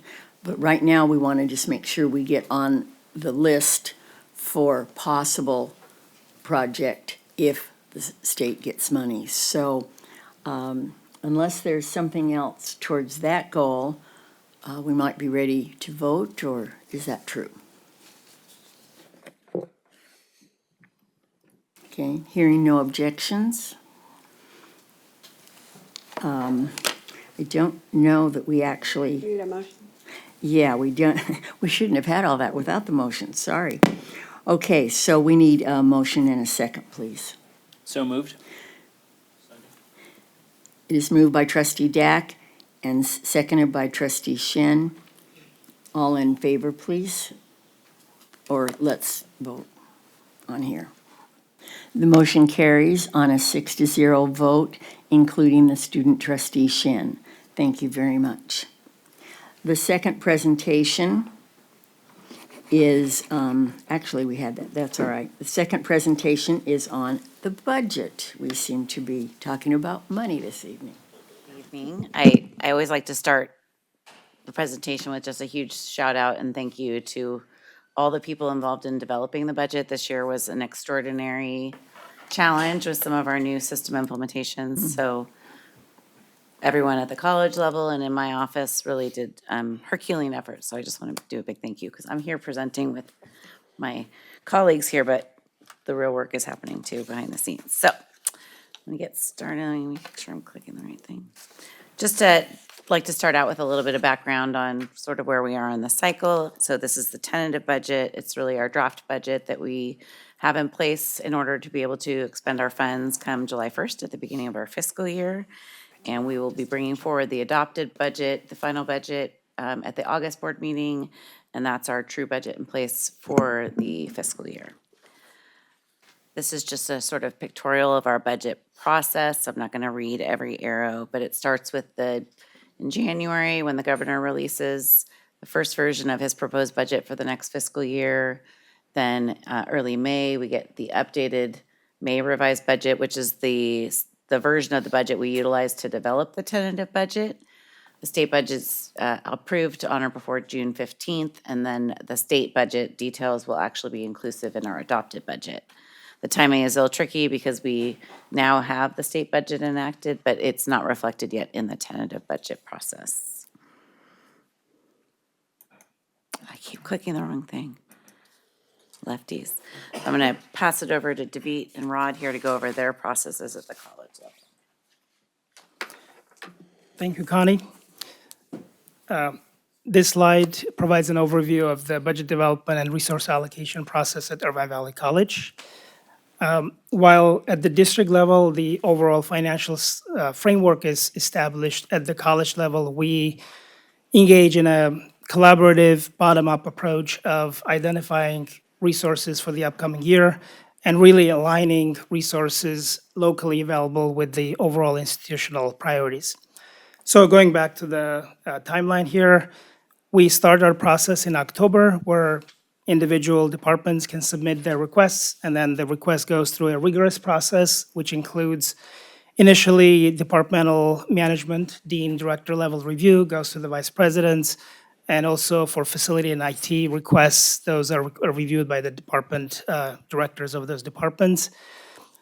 From there, we advanced the request to the funding source managers. We have restricted funding groups, which includes SEEP, Strong Workforce, ASIVC, and those groups try to identify resources that could be funded through restricted funding sources to maximize the use of those funds.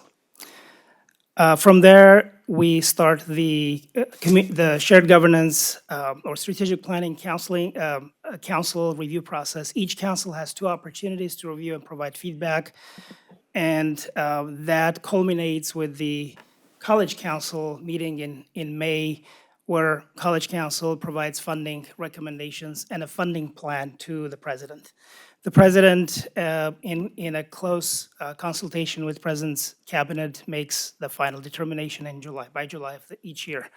I want to also mention that we watch or monitor closely the developments at the state level and also at the track in order to make sure that we allocate resources in a responsive manner. Essentially, one-time funds can only be used for one-time operational requests and then ongoing for ongoing like positions as an example.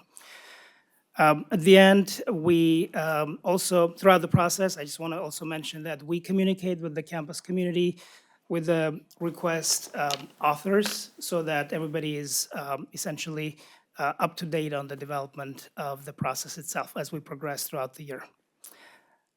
With that, I will turn it over to Rod Garcia to go over the Saddleback process.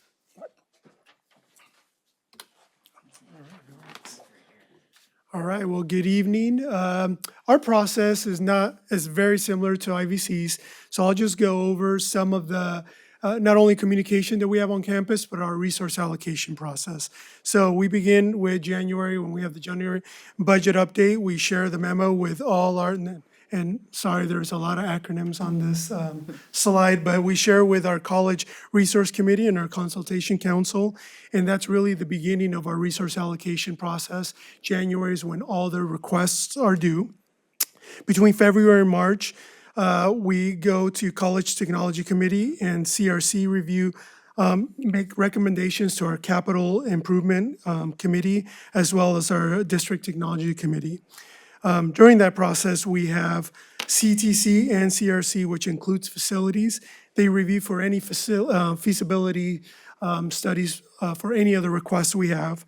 And then it goes through a ranking process through our deans, our VPs, and CRC for prioritization of those requests. Between April and June, as the district finalizes our basic aid funding, which we've taken to the board already, we update our DRAC model, and we review the May revise, and we share all that information again with all our committees on campus. And where we're at this point is our tentative budget development, bringing that to the board. During this time, we also have our college resource work group, where we finalize the prioritization of all our resource allocation requests. Once that's done, in July, which will be next month, we have basically campus is working on closing the books, and that's when we'll know how many funds we'll have carrying over for next year. We also finalize, we go to President Executive Council, and we finalize the ranking and the funding for all our resource allocation requests, not only ongoing requests, but one-time requests. And then in August through September, we adopt a budget for budget development, and we share all this information again with all our committees. We adopt a budget, and when we're adopting the budget, we incorporate all the requests that have been approved for funding, both ongoing and one-time funds. So throughout the entire process of budget development, whether it's tentative or proposed, we have communication going out to the campuses and a very rigorous process of resource allocation, not only prioritizing, but also recommendation for funding. And with that, I'll hand it over to you, Connie.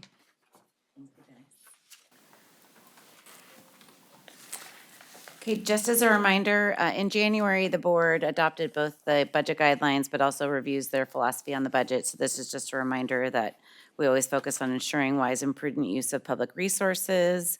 We're promoting financial strength and stability and maximizing the educational opportunities for our students. These are just the headers for the budget guidelines that were approved by the board back in January, and they're all taken into consideration as we develop the budget. So we always make sure we have adequate reserves for economic uncertainties, and then we address the retirement options, our allocations through our draft model process, et cetera. Again, I won't read them all, but all of these are taken into account and considered as we're developing the budget. This is a very summary overview of our budget in totality by fund. The very top line there that's in bold is our unrestricted general fund, or what we call our operating budget. So that's really the primary source of our funding and the highest dollars other than our cap outlay budget. I'm not going to read all of these, but the bottom line is our expenditure anticipated for this budget cycle is just over $1 billion with all funds combined. We had a healthy beginning balance, and we always budget to spend down some of that beginning balance, but specifically in the cap outlay fund, that may or may not happen. So the reserve levels will change, but at this point, our ending fund balance is just over, or just under, I should say, $500 million collectively.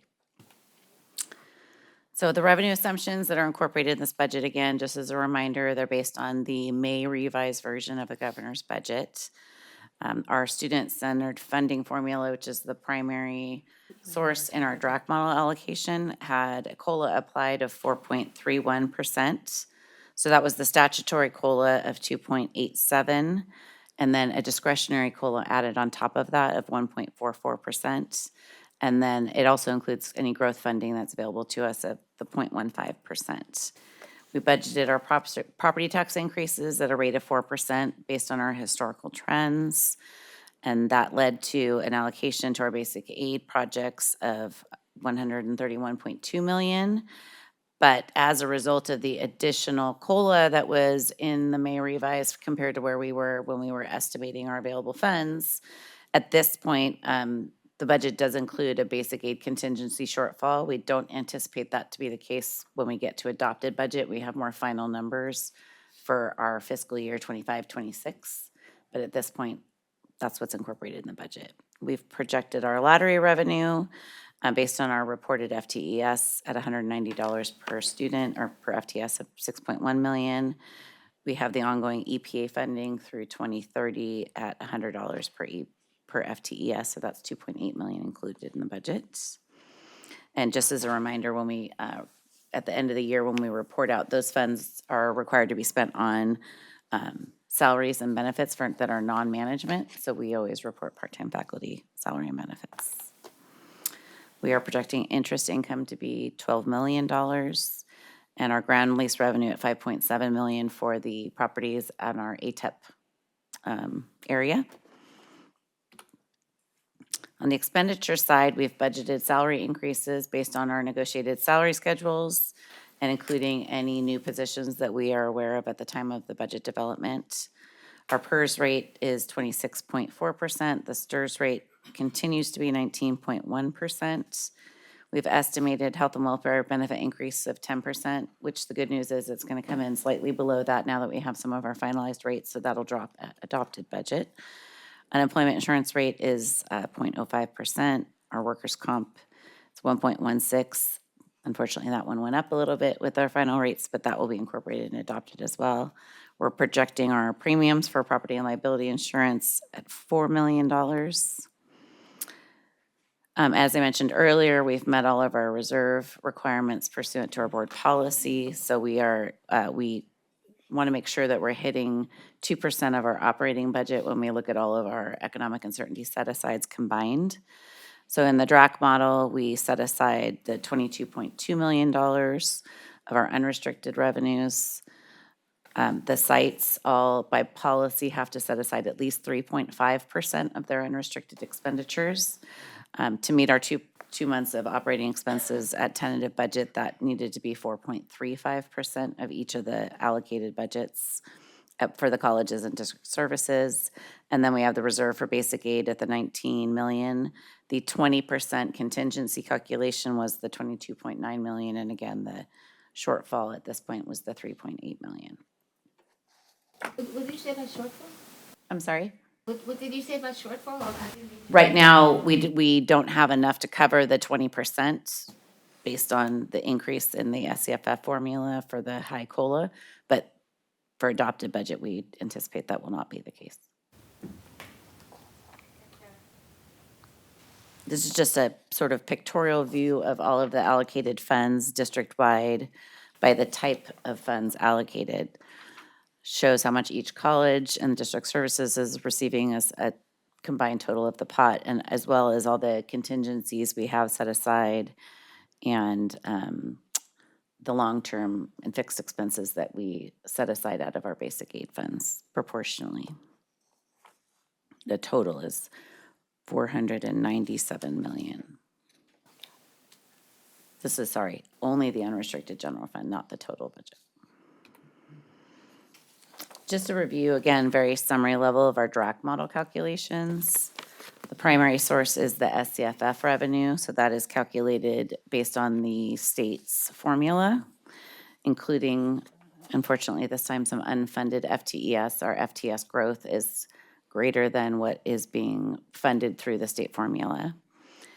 And then we, locally, the colleges have their non-resident tuition and any local revenue that they plan to collect.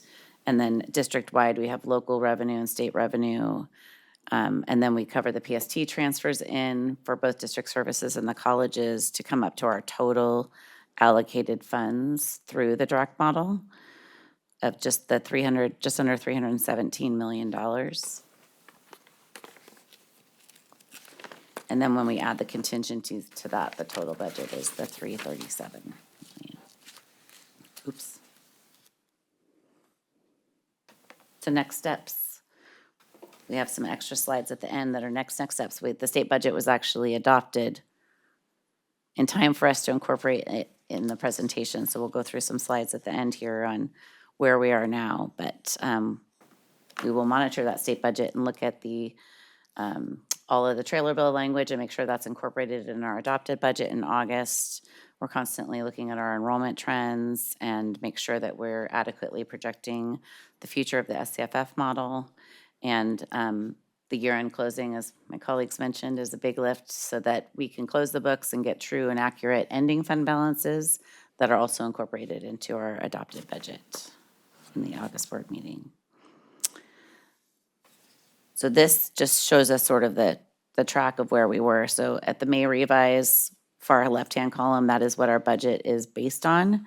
And then the Senate and Assembly had their individual proposals of their budget committees. And then the final legislature proposal, which is the budget that was put forward to the governor, is where we are. So anything highlighted in green represents an improvement from the May revise that we had, that we used to develop the budget. And anything in red is a deprecation, is a takeaway from the budget. So the good news is most of the lines are either blue, meaning it's the same as May reviews, or green. So there were very few items. I don't know, Anne-Marie, if you wanted to highlight any particular area. I think the one area that is of most importance, I think, is the growth. And so there has been a substantial amount of additional growth totaling 3.5% for the SCFF model.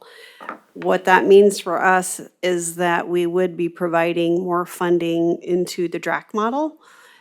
We would do that in 27, 28, kind of a year after the growth is funded so that we would know. But just so that the board knows, when we fund more with the DRAC model, that's less available for basic aid. So that's going to put more of a pressure on us for how much funding we're going to have available for basic aid, for our KIC projects, and for our student housing.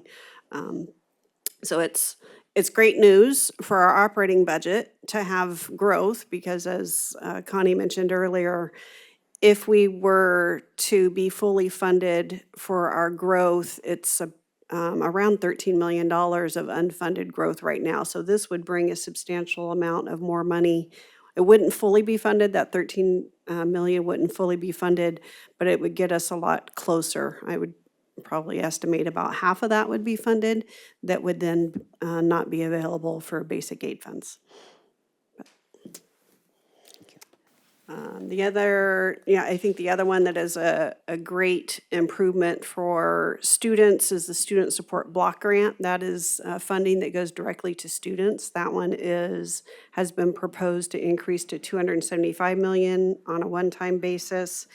And then I would say the other huge one, which we haven't had in quite a while, is that they are proposing to provide a 5.74% COLA to our student equity and achievement program. So that's the one that's on slide 17. We call it SEAP, S-E-A-P, which is one of our largest categorical programs that we utilize to help support students. And so that one has been slated to receive a 5.74% COLA, which is huge.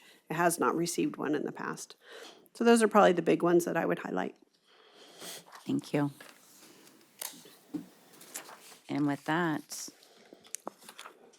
are there any questions? Before we move forward, is this a receive and file, or are we voting to? No, you need to vote to approve the tentative budget. Okay, so I will accept a motion to adopt. I'll move it. I'll second. Right, moved by trustee Jamal and seconded by trustee Bartlett. Just a question for, go for ahead. clarification. So this is the tentative budget. When are we coming back with the full budget?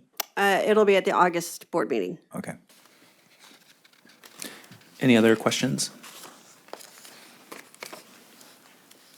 I'll have a question.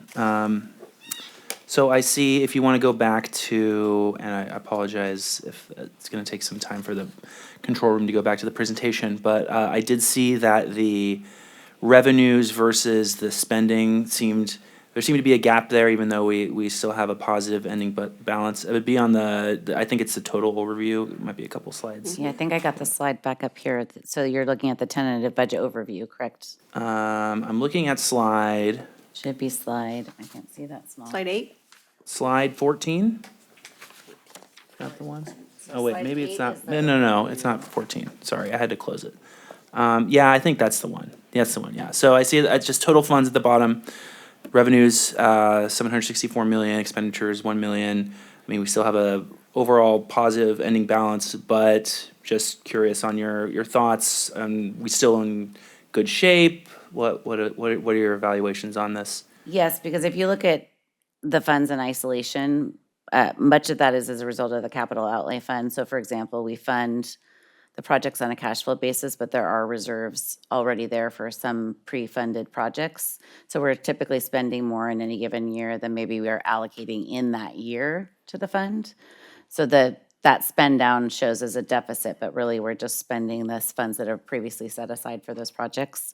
And on the unrestricted side, there is a deficit built in, but much of that is a result of the one-time funds that the colleges and district services have received over the years through some of these COLA increases and things when we update the DRAC model with SCFF changes and things.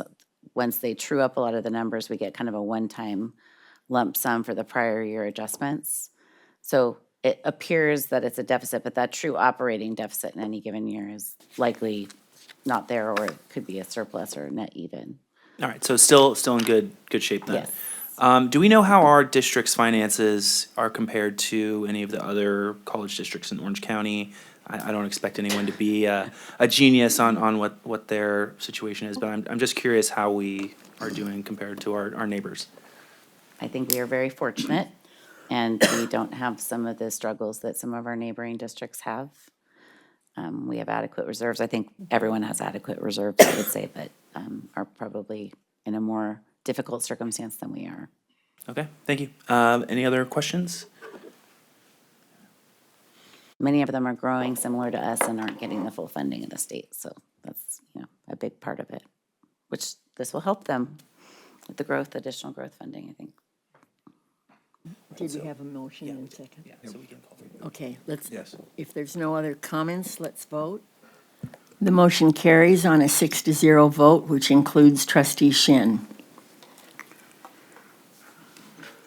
Okay, we are now to number 9, which is a very long consent calendar. Are there any polls? Really? I'll move the item. Second. Okay, it has been moved by trustee Dack and seconded by trustee Jamal. You didn't pull any. You seem surprised. I read them all. I Okay. figured there. All right. We've already had a couple of long discussions. So, okay, so we do have our, there's no polls, so we'll be voting on the entire thing. Okay, the motion carries on a 6-0 vote with student trustee Shin voting yes as well. Okay, number 10 is business services, 10.1, Saddleback College Child Development Center revised fee schedule. Do we have a motion? So, second. I'm sorry, first? I moved it. Okay. Trustee Jamal has moved and trustee Dak has seconded. Is there any discussion? Trustee Milchiker? I did also discuss this with the chancellor and with the vice chancellor, Anne Marie Gable. I just want to emphasize that the faculty and staff get a 40% per child monthly discount, and the students receive a 20% discount in childcare as long as they enroll in 6 units. And this is partially covered by the ESG, and the rest is covered by the college. So I know this is expensive for the college, but it's certainly a service that we provide for students and faculty and staff that have young children, and so, thank you. Okay, thank you. Trustee Bartlett? This is definitely a worthwhile program, and it really helps the students out with their childcare. So I attended the opening session at Irvine Valley College, and President Hernandez will remember, we had a fabulous panel of adult learners that came up on stage and talked about what are their priorities, what are their needs, and the recurring theme was we need to have childcare services. That shouldn't be a barrier for students with small children that want and need an education. And so I know it's an expense, just like student housing and everything else and our other priorities.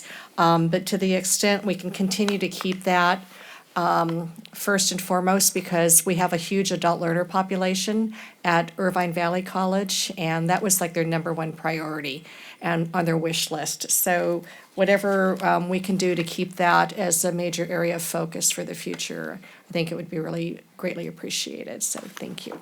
Okay, thank you. Any other comments? Okay, let's vote.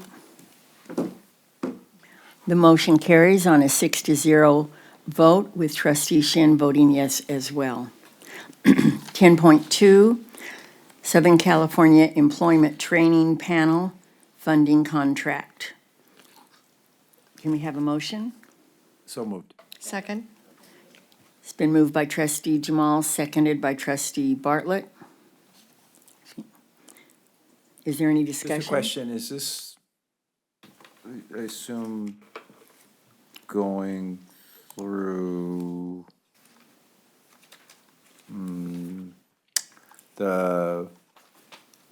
is this Israel's department? This is going through? Yeah. So, yes. Yes. Any other question? Well, just on what, maybe it's in the attachment, I didn't see it, or what employers are we working with on this? Is it in there? I do not know, trustee Jamal. Let me check and see if it names the employers. I don't think it does. Yeah, so for this grant, we have not yet identified employers.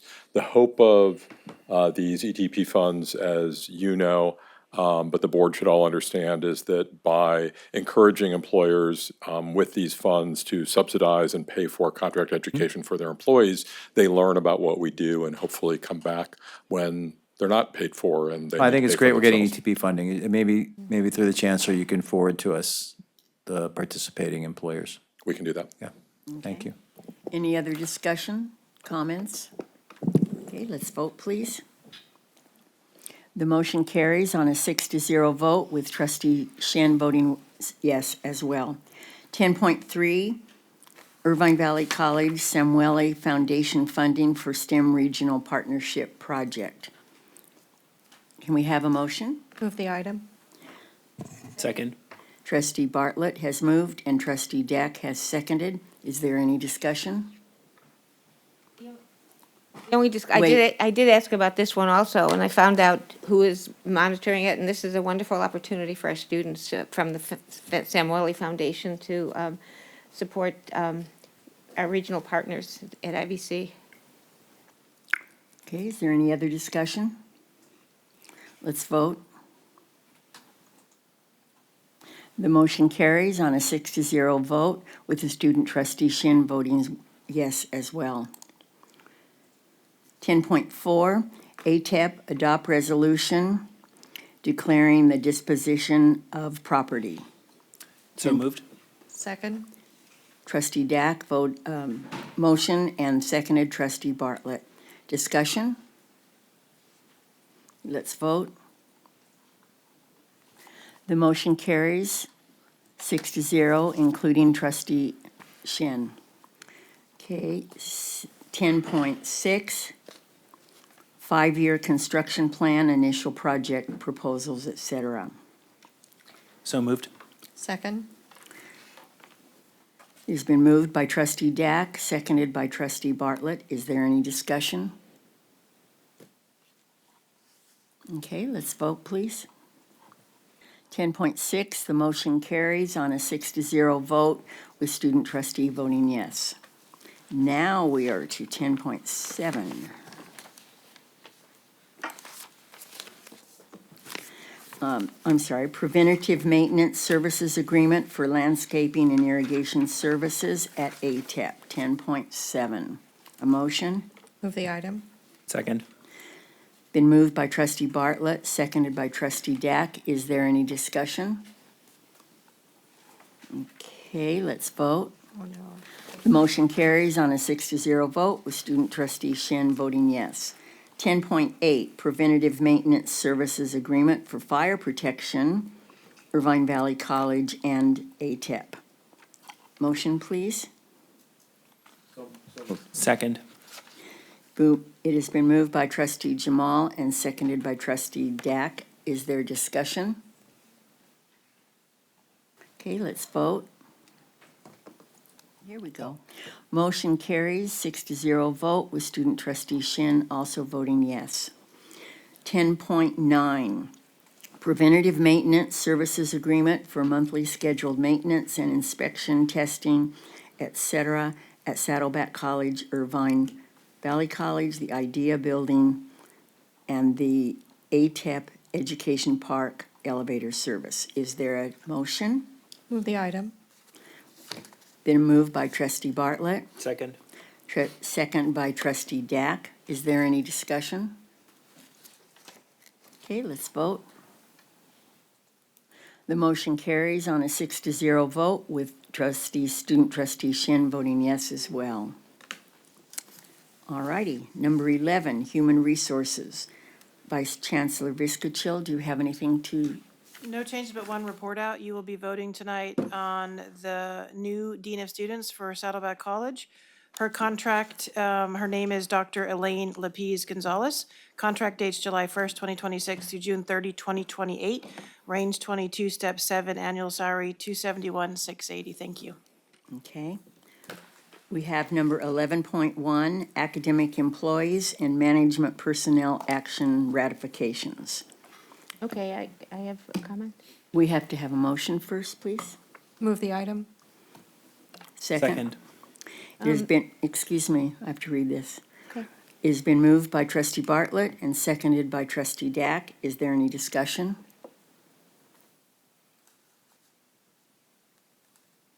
Yeah, and under academic employees, just want to mention, we hired 2 administrator management positions and 7 new faculty members. But retiring are Barbara Huggins, Saddleback College nursing instructor, who served 18 years, Donna King, IVC human development instructor, 26 years, and Michelle Wolf, Saddleback College nursing instructor, 27 years. We thank them all for their lengthy service. Thank you. Thank you. Any other discussion or comments? Let's vote. Thank you. The motion carries. 5 votes yes. Thank you. Let's go on to 11.2, Classified personnel actions and ratifications. A motion, please. So moved. Second? It's been moved by trustee Dack and seconded by trustee Bartlett. Is there any discussion? Yeah. There's 8 Excuse me. classified employees that are retiring. Anna Akers, IVC Outreach Specialist, 25 years. Carla Kahn, Saddleback College Senior Counseling Office Assistant, 37 years. Paula Figueroa, Saddleback College Senior Plumber for 18 years. Michael Leary, IVC Facilities Maintenance, 21 years. Denise Ludays, Saddleback College Program Coordinator, 12 years.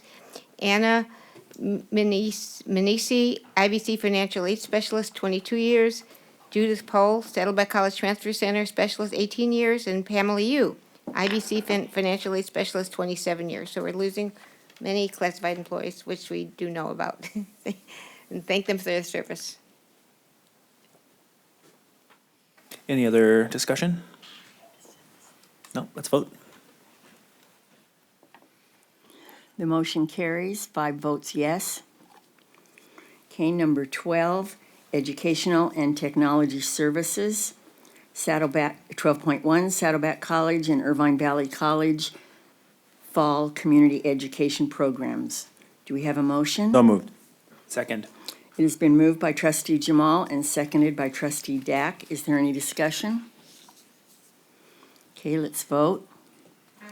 12.1, the motion carries with 6 votes. Just a minute. Yeah, that was correct. 6 votes yes, including the student trustee. 12.2, final action in public session, Saddleback College student. Move the item. Second. It has been moved by trustee Bartlett and seconded by trustee Dack. I'm going to assume there's no discussion. Let's vote, please.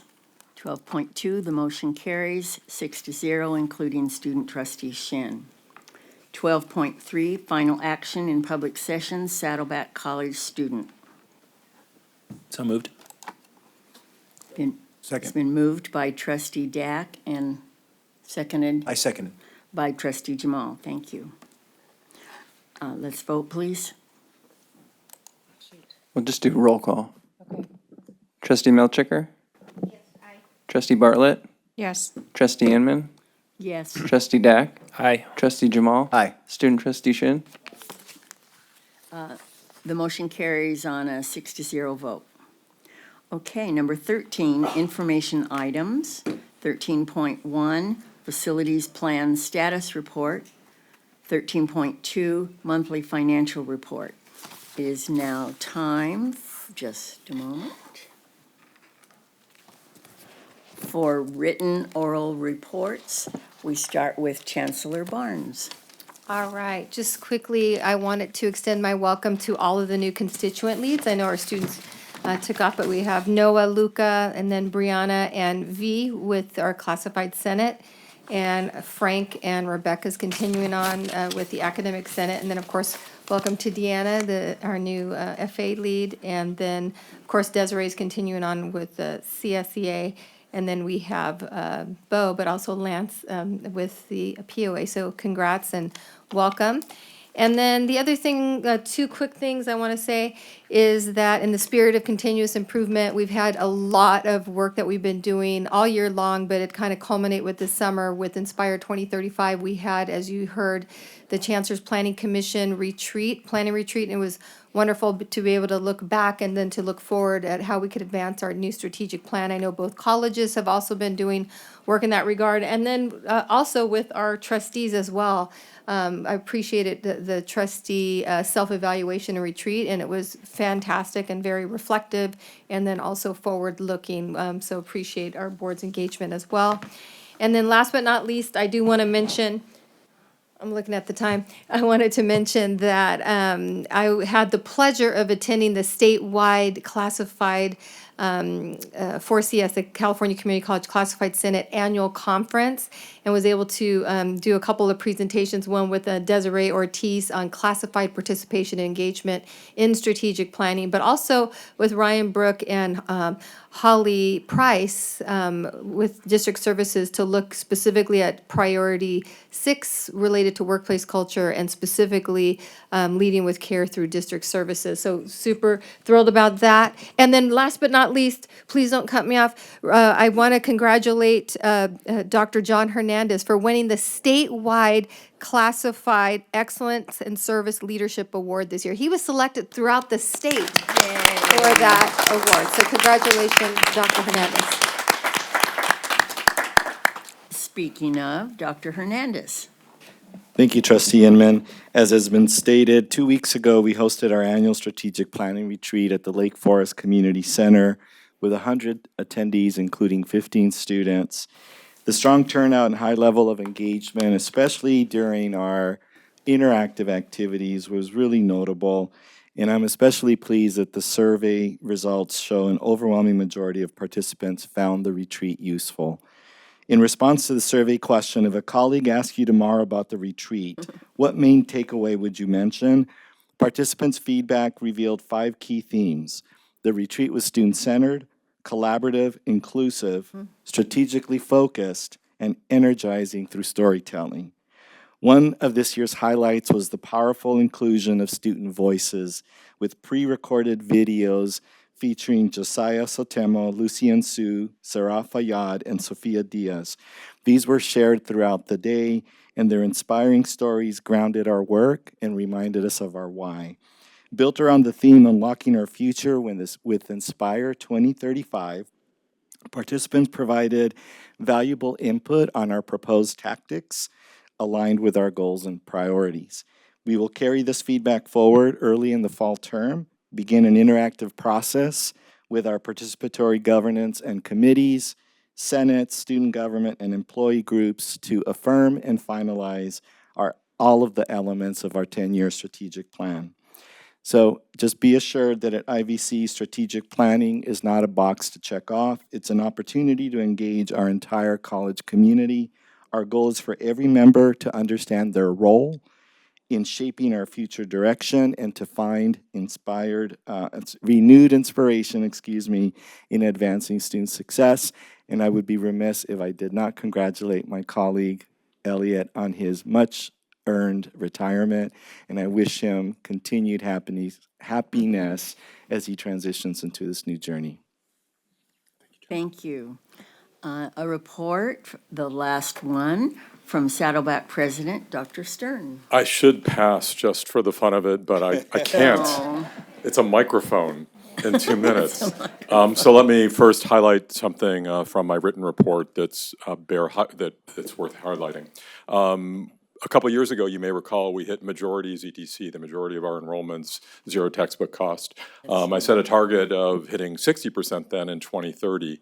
Under the leadership of Dean D'Arcy, who's here tonight, and her team, and hundreds of faculty who do the work of creating OER and zero textbook cost resources for their students, we've now hit 60% ZTC, 60% by enrollments.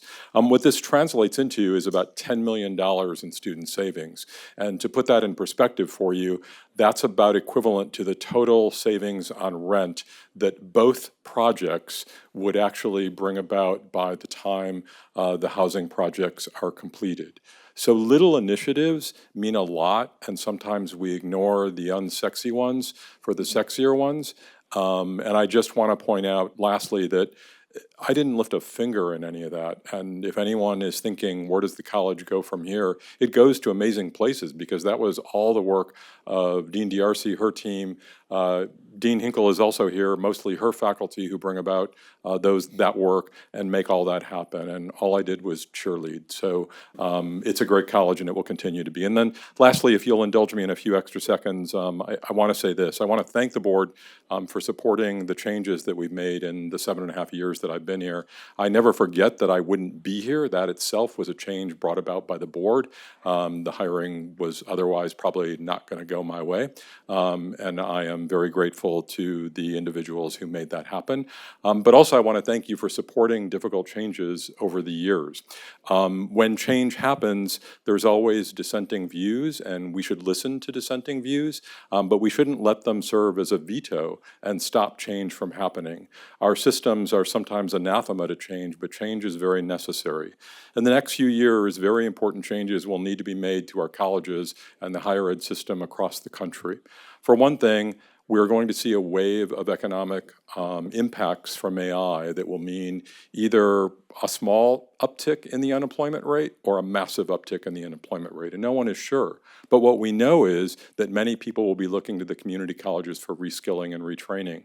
And we are, as a general body, ill-prepared for the adult learner who doesn't come in with a high school transcript, and that learner is not going to be seeking one of our credentials. They're not interested in our associate degrees or long certs. They're interested in skill sets that they can go out and take a job with immediately. Secondly, we must be prepared to compete with what AI is going to do. We are about to see the introduction of AI academies everywhere. We're going to see some of the tech companies themselves get into the education business, and we have to be prepared to compete. Right now, as a group, higher ed has stale online offerings that are in no way engaging or adaptive and ready for the new learner, and we have to get there. And that's going to take change, and I ask for your continued support of the leaders in this room and the leader who will be in this seat in making changes that are really existential, as far as I'm concerned, for the next few years. So thank you for supporting change, and thank you for your support of me personally over these 7.5 years. I am truly grateful. Thank you. I'm going to clap again. We will miss you. Vice Chancellor McDonald? I'd like to say a few words about my brother here. First, I really respect you, Elliot, and I really admire you. So I respect your intellect because you're so smart, you can operate at the executive level, yet call me about some operational nuance about Banner and then switch back to being an executive. Really respect how you write, really respect how you communicate. I also admire your deep commitment to the mission of the college and your deep belief in the role of the college and what it can do for students like me back in the day, and what it does for communities. So I really respect that and I admire that. Now, the people I like, I always go back to my WWE childhood, so you do have a nickname. So when you come out in your cape, right, you're gonna be Elliot, the Secret Sauce Stern.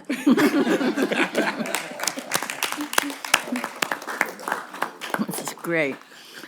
Vice Chancellor You know, I just Biscuit. want to say, sorry to interject, Elliot, that was his longest report of the year. I know, that was I think great. of all time. But it was meaningful, so it's okay. My turn. Let me just Yes. just quickly state that you've heard a lot about what Elliot's done for the college, Saddleback College, but he's also been a member of the executive leadership team, and he's been a great partner at that executive level, and it's kind of like losing a family member. So, Elliot, congratulations, thank you, and thank you for your service. Thank you. Dr. Gable?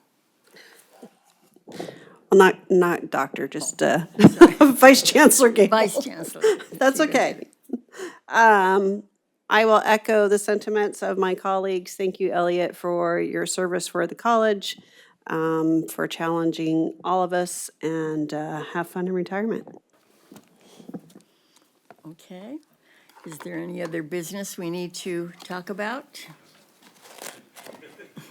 No? Okay. We adjourn this meeting in honor of Professor Jean Vicenzi. It is with great sadness that we adjourn tonight's meeting in honor of one of Saddleback College's founding faculty members, Jean Vicenzi, who passed away at the age of 96. Jean was hired as a full-time math professor in 1968 and was instrumental in creating the curriculum taught during the math program's first few years. Jean served as Academic Senate President during the 71-72 academic year and as President of the statewide Academic Senate in 1977 to 78. In 1988, she received prestigious Hayward Award for Excellence presented by the California Community Colleges Board of Governors, which honors community college faculty who demonstrate the highest level of commitment to their students, college, and profession. Jean retired from Saddleback in 1990 after 22 years of dedicated service. Please join me in offering your condolences to Professor Vincenzi's family, friends, and former college colleagues. The meeting is adjourned.